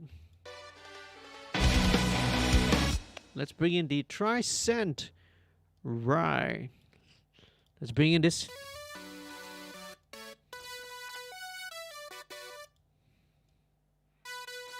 Okay, with synths, I love to maybe just drive the, virtual. Nice, okay. So getting a little bit of that preamp saturation drive and overdrive actually, it's really nice because it adds harmonics to what already sounds like, it's kind of that sound very very saw square kind of a synth. Very nice. Let's duplicate this over with the Tricent B. So slightly different tone, all right, but serves the same purpose. In the land of Yotia, to the king of Kosala.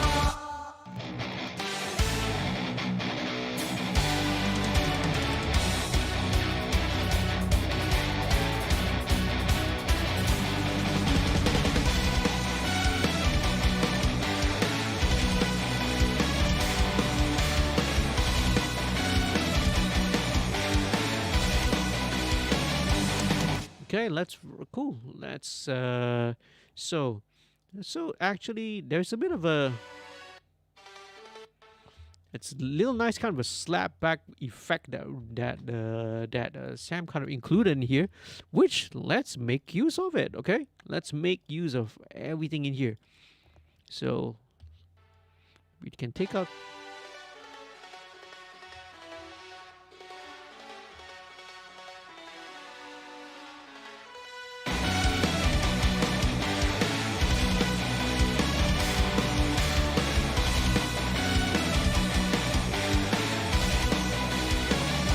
It's almost like a very brass section, trumpety kind of a thing.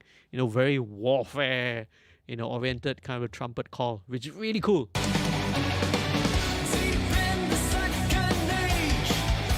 Okay, let's go with the Darksichord. Darksichord. Very cool name. Very nice.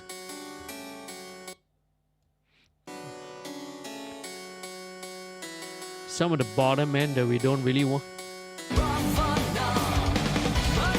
Okay, so this one could use, and again, right? In fact, let's just go with something a little bit more straightforward. Let's go with an LA2A to it. Just want to bring out a little bit more sustain to this. So FG2A.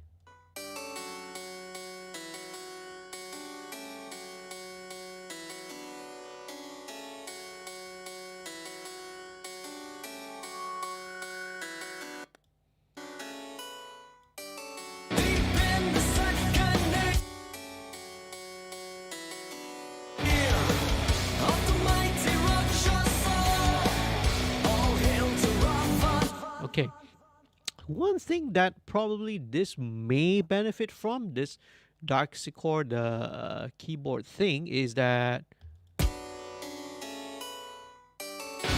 it feels like it benefit from maybe something that's an octave higher. So let's play around with it, but I think it needs a little bit of EQ just to brighten it. Just a little bit of brightening. I would want to put my EQs in front of the compressor.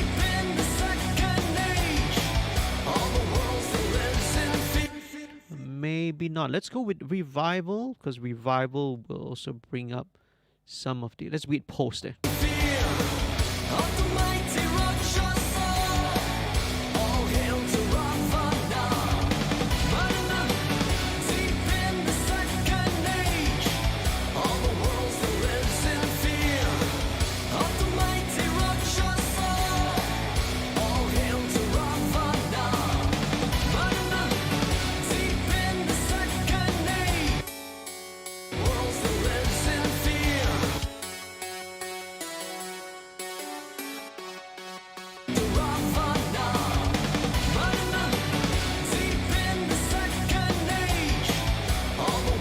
Okay, cool. So with this Darksichord, let's try and play around with the I need to give it a little bit of space first of all. Let me try and see whether we can fake the fake stereo it. So one of the great things that we can do that's great for fake stereo is Isotope's Ozone Imager. I'm not sure whether they give it out for free. I think occasionally they give this out for free. I remember I got this for free lah. So they do what we call a stereoize. Okay, right. So I figured out. Okay, this is not gonna work because this is it's a mono channel. I need to route it to a stereo group. Okay, right. I'm doing some of these strings off screen.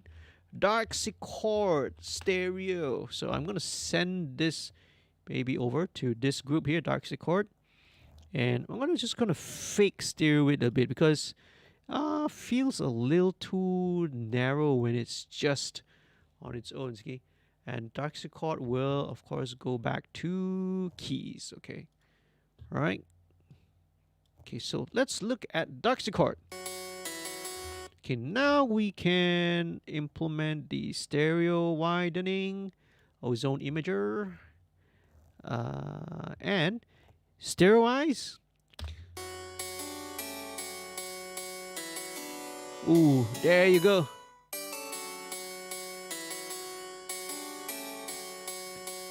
Fake stereo. Solo, mono. Well, this helps to push it a little bit to the side so that it does not, be right up in the center with where the vocals are. So this helps as well. But this is not the only thing that I wanted to do. What I actually wanted to do is I want to play around with something else, and that is unfiltered audio tails. So this is a reverb. So, but I want to go for the shimmer reverb.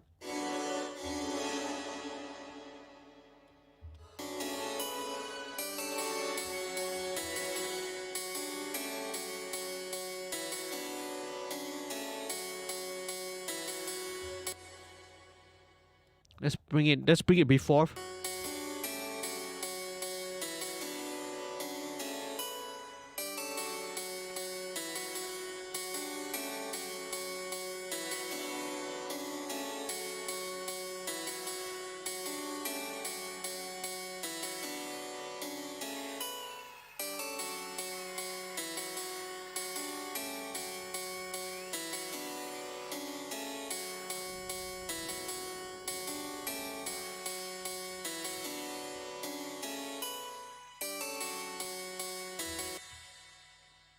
So yeah, so I'm actually thinking of adding a shimmer reverb.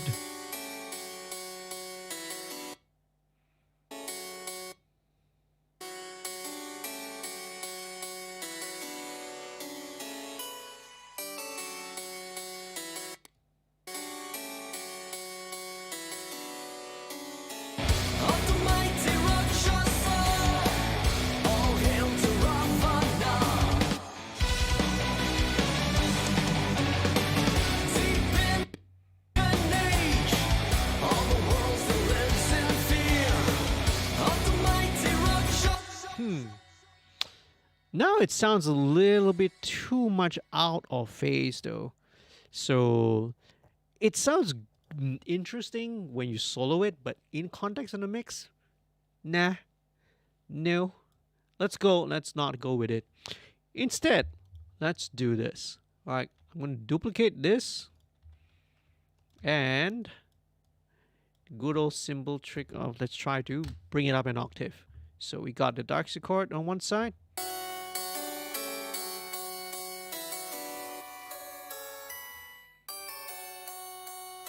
Yeah, that's kind of more like what I wanted.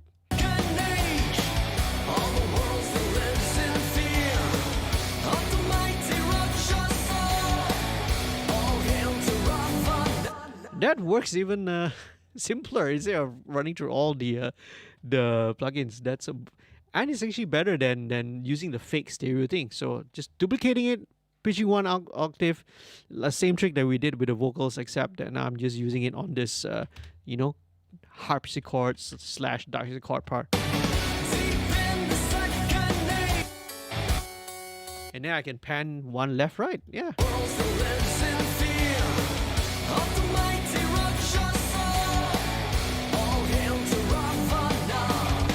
Last one, this BBC Symphony Stereo. This comes in during the chorus, I think. Yeah, so let's check it out.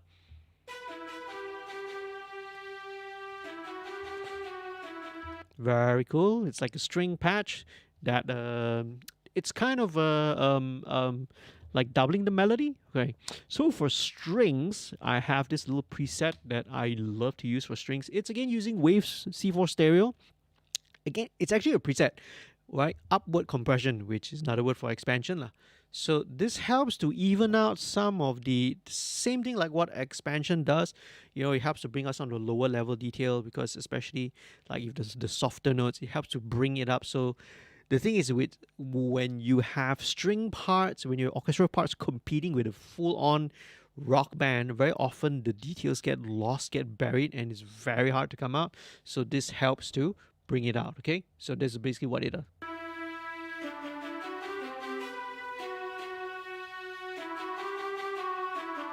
So about 1K, we can.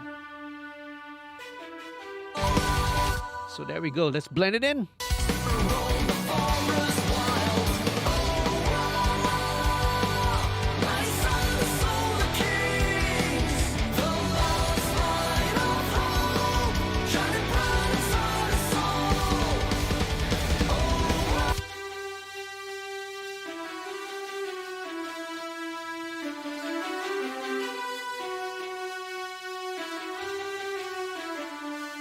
I can actually roll off a little bit more at the bottom end.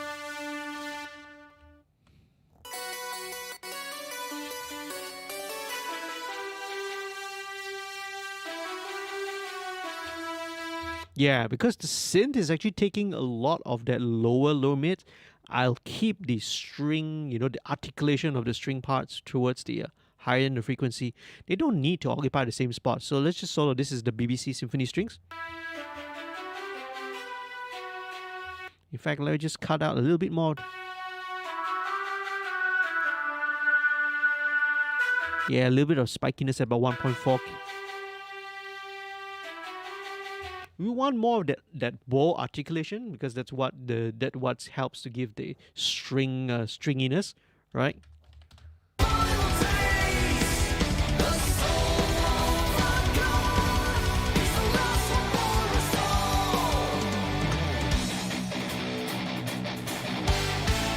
Very cool. All right. Two more things I'm gonna sort of show you, just a couple more stuff, and we're gonna wrap it up. So it's back to the thing about dynamics and some of the tricks that we can do to, you know, introduce a bit of dynamics lah. So one of the things I want to do, first one is related to the bass. Okay, so very often when you get to the chorus, yeah, everything sounds big. You add more layers of guitars, more layers of instruments, more synths, more vocals. So these tend to be typically more the mid-range and higher frequency instrument. But what about the bass? What about the bottom? Sometimes we forget, you know, that, you know, we layer things on top, but the bottom does not grow as well. So it's, you know, you get a sort of a lopsided thing. So it helps to very, very subtle thing. You, again, does not need to be very obvious or aggressive. That is a very common trick, right, that I've learned from others as well. It's something that I will show you, is just to give a gentle boost every time it kicks into a chorus, right? So every time it kicks into the chorus, we're going to do a little shelf there at about 100 hertz. Just 1 dB, that's all. And it just gives that bottom a little bit of that extra boost to it, right? And I'm actually tempted, again, I might add this in post, and I can do this because it's something that I produce as well. This track I produced. I'm tempted to actually maybe add like a little bass synth down. And it's a very common trick that's used on some mixes and some tracks, to add like a sub bass to the chorus sections. So it's gonna give like a huge boom bottom end, right? So let's do this. I'll show you, but first of all, I'll show you why we do this. So let's arm the automation so that. Okay, get ready. Okay, ready. 1, 2, 3, 4. That's basically it, right? So kicks in right in the chorus, right? So a very subtle bump to the bass, you see, to the bottom end, and then it kicks out. So every time we hit a chorus, right, this kicks in. So same thing here, 1 dB boost.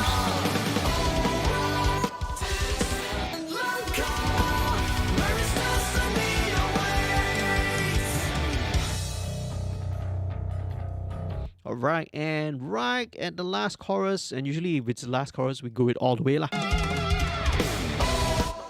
Yeah, all the way from this little slide, all the way.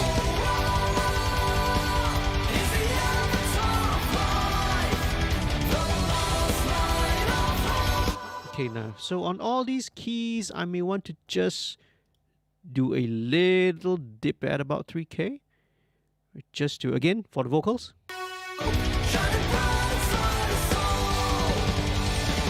Okay, right.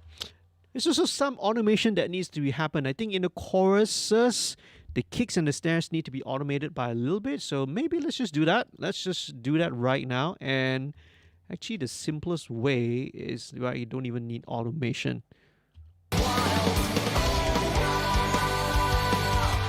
Right, the simplest way does not require automation at all. Let's just, right, take the sample tracks.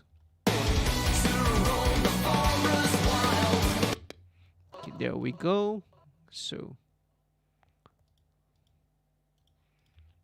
okay, and that's the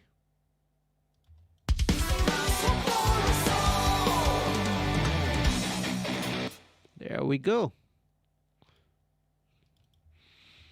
So let's do this.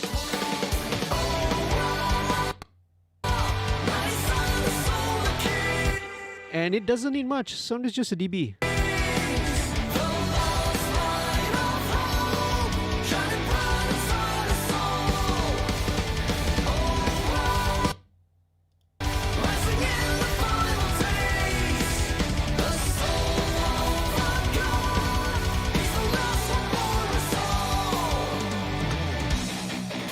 All right, okay, so let's do the same for the next. Yeah, let's do the same for the next chorus.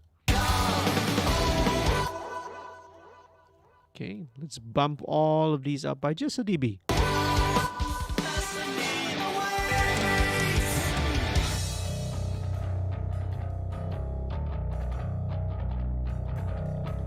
Okay, right, so I think that little right needs to be brought up a little bit louder. So note to self. Okay, note to self. Let's clean this up. Right, this is my OCD side there. I see all these things that I need to clean it up first. Okay, here we go. Let's do this. This right needs to be brought up a little bit more.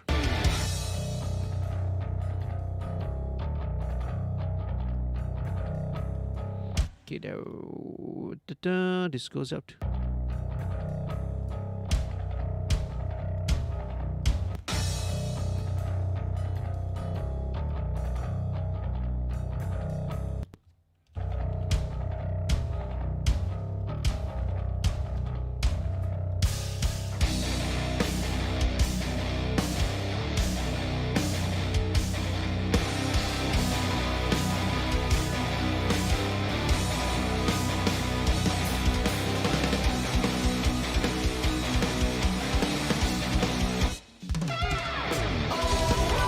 And same thing, last chorus all the way. The whole shebang gets bumped up by just a dB. There may be a few other stuff. I may even EQ the.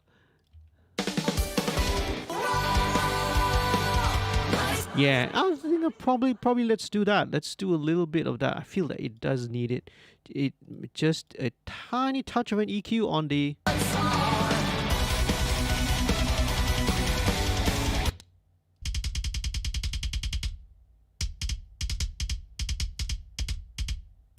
Yeah, so these are small little tricks that we can do. Let's do it.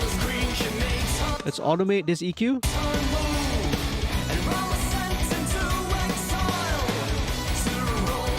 Right. Not much actually, just maybe one or two.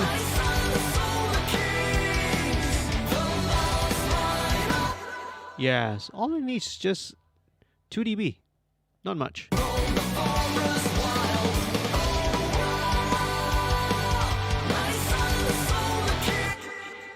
Right, all little subtle things to, just increase the excitement during the choruses, right? Without it making it sound apparent that, oh, somebody turned up the volume, you see. And which is something I will want to go into after this. All right. A little bit more of, but before that, just a little bit more of secret sauce.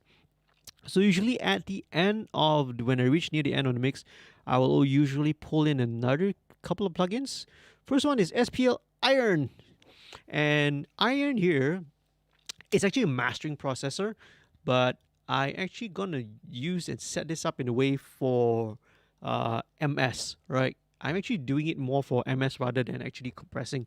It's barely doing any compressing. So I've switched it over to MS mode, right? Mid side. And basically, right, what this is going to do, let's take away the parameter link. I'm going to turn off the output boost. So to compensate for this, I need to bring this down as well.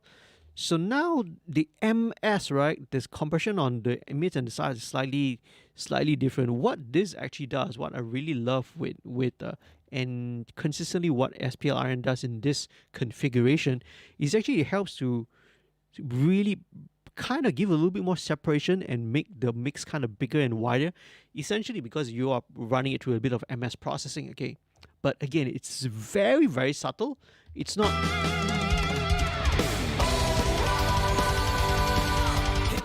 You know, it's the most half a dB, right?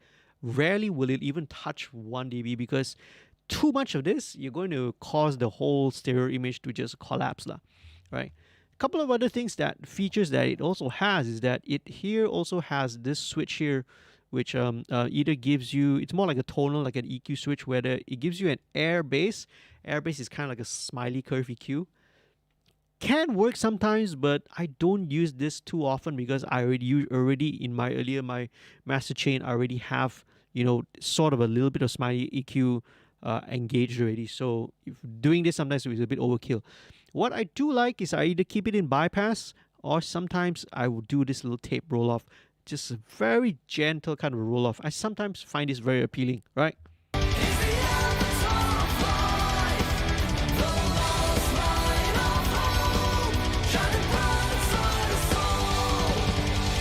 I like this. I love iron because it's very subtle. It's actually not really subtle if you listen to it, right? It kind of pushes and widens everything better. Sometimes it does cause me to have to go back and sort of readjust and recompensate a few other things, but very often, you know, it just makes things a little bit wider, a little bit better separation. Last thing that I would want to add is something again I learned from a mastering engineer. One of the things that he loves to do is just to drop in the 560 and the plugin, not the hardware, mind you, the plugin version. And this just does something, it makes the center a little bit more solid, okay? So we spread it right around. 560 helps that center be a little bit more solid. Now, so that's the Master Bus plugins. Okay, last thing, finally, right? And we can call it a night. One last piece of automation I'm going to show you is the master fader, right? Or the stereo fader automation. It's an old trick that's, right? It's a trick that's as old as time.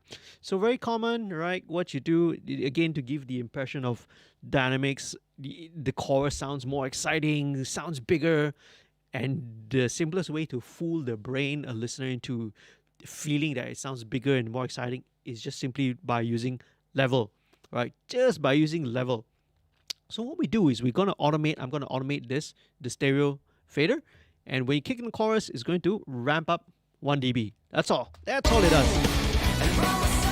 And here we go. 1, 2, 3, 4. And that's all it does. Okay, we'll see what it does here.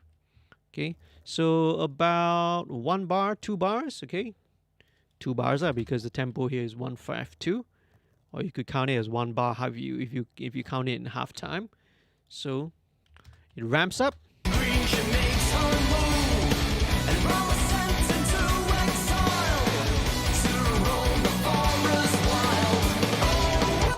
In fact, I'll probably keep it shorter, just like 1 bar, right? And this little trick will just help to make the chorus sound a little more exciting, right? Just a little thing. Of course, when the chorus comes back, 1, 2, 3, 4. All right. So of course, the opposite is also true. All right. So da da da da da. 1, 2, 3, 4, and this would come down here. This would drop up over here. So back to unity. So copy. Let's just do the same thing. Apply this through the next chorus. All right, same thing. So all these little subtle things, that's what gives the listener the impression of the chorus. Helps the chorus be a little bit more impactful, sound bigger. And then the last chorus, right? Where?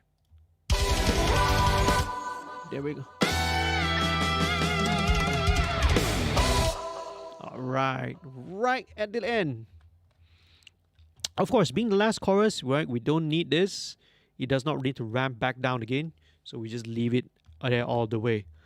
Very cool. So that's another simple trick that you can actually employ, right, in your mixes. So this brings us to the end, and what we're gonna do is let's take a listen, final listen. And what I'm gonna do on my side, obviously you guys can't hear it over there, is I'm gonna switch on my smaller speakers, the Yamaha NS10s, and I will take a listen to this, because for me it's beneficial to use a separate pair of monitors, especially in the mixing, to have a different frame of reference. And just have a listen to the whole track, right, from the top to bottom. So thanks everyone for watching this, man. Right, it's slightly longer than usual today because we got a lot of things to cover. And cool thing about this project, it's an awesome thing. As I mentioned, this is what I would say, this is a first draft of the mix. Some other fine tuning, right? A little bit of automation, I think, on the vocals, and I mentioned earlier, right, the drum room sound. I want to sort of automate it a little bit more. Again, another thing that we could do to give the impression of size, having the drums kind of be a little bit bigger, slightly wider in the choruses. So I'm going to do that as well. But I'm not going to show it because if you're going to sit down through doing all this, it's going to take a long while. It's a good time to take an ear break, come back and revisit the mix the next day, and and finish it up there and then.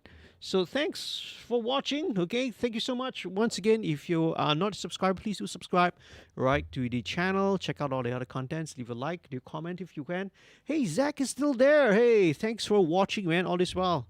All right, have a good weekend, everyone. All right, stay safe, right? What else is there? Oh, Patreon, if you want to check it out, right, head on to the details are down in the description below. So let's listen to it.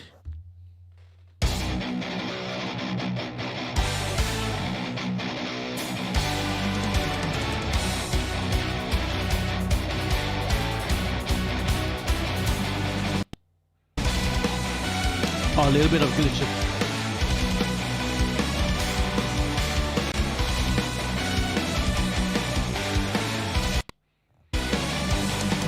On the NS10s, the guitars sound really aggressive.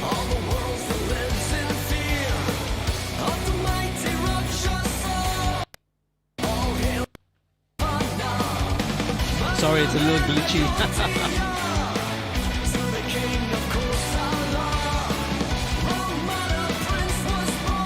But then again, this could be because I'm listening to the mix for the past 3 hours.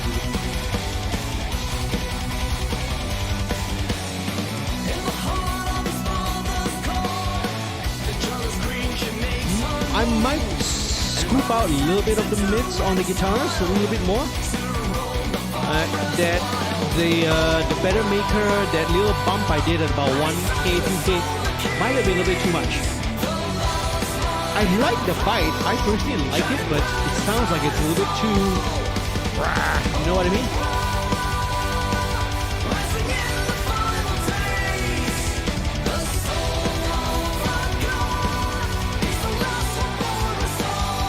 I'll definitely automate some of the guitars so that it comes down during the choruses a little bit so the synths can come out.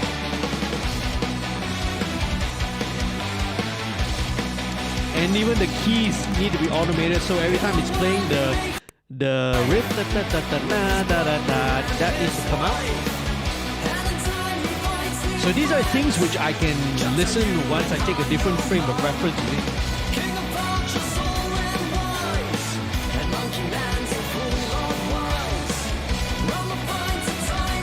The guitars sound really aggressive. Sorry folks, it's just glitching a little bit. Okay, let me just turn down the...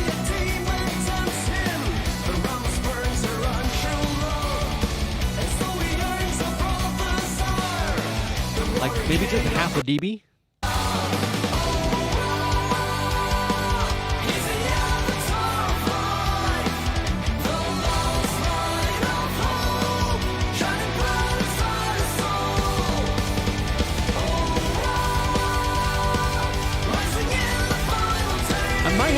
saturate the snare a little bit more.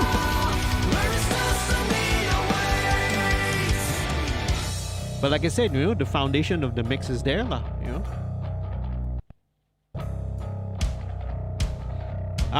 One thing that I wanted to do is I wanted to add some samples to this tom.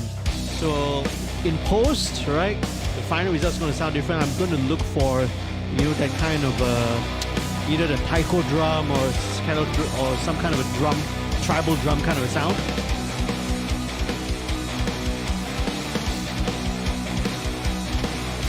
And then talk about like adding a little bit of like the bass synths to it, sub bass.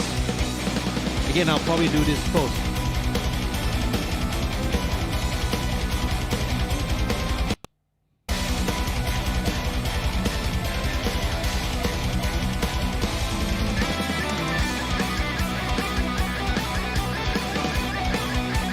Guitar can be a little louder, or more often than not,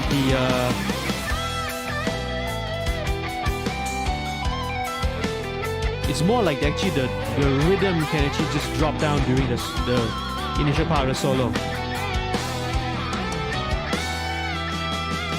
Right? These are all notes to self, you see.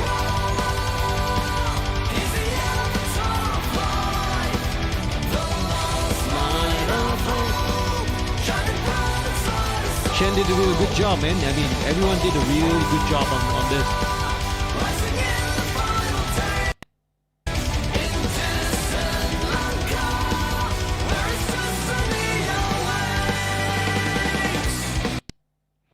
And again, real drums, man. That was a killer, massive, huge drum roll that Aiza did there.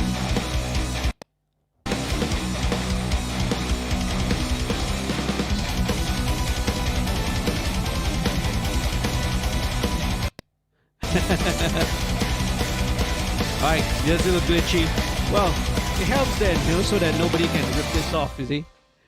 Rip the audio. Ta-da! Awesome! Thanks, folks. See you again in another one real soon. Stay tuned and peace, love, music. And it's a wrap. Good night, folks. Bye.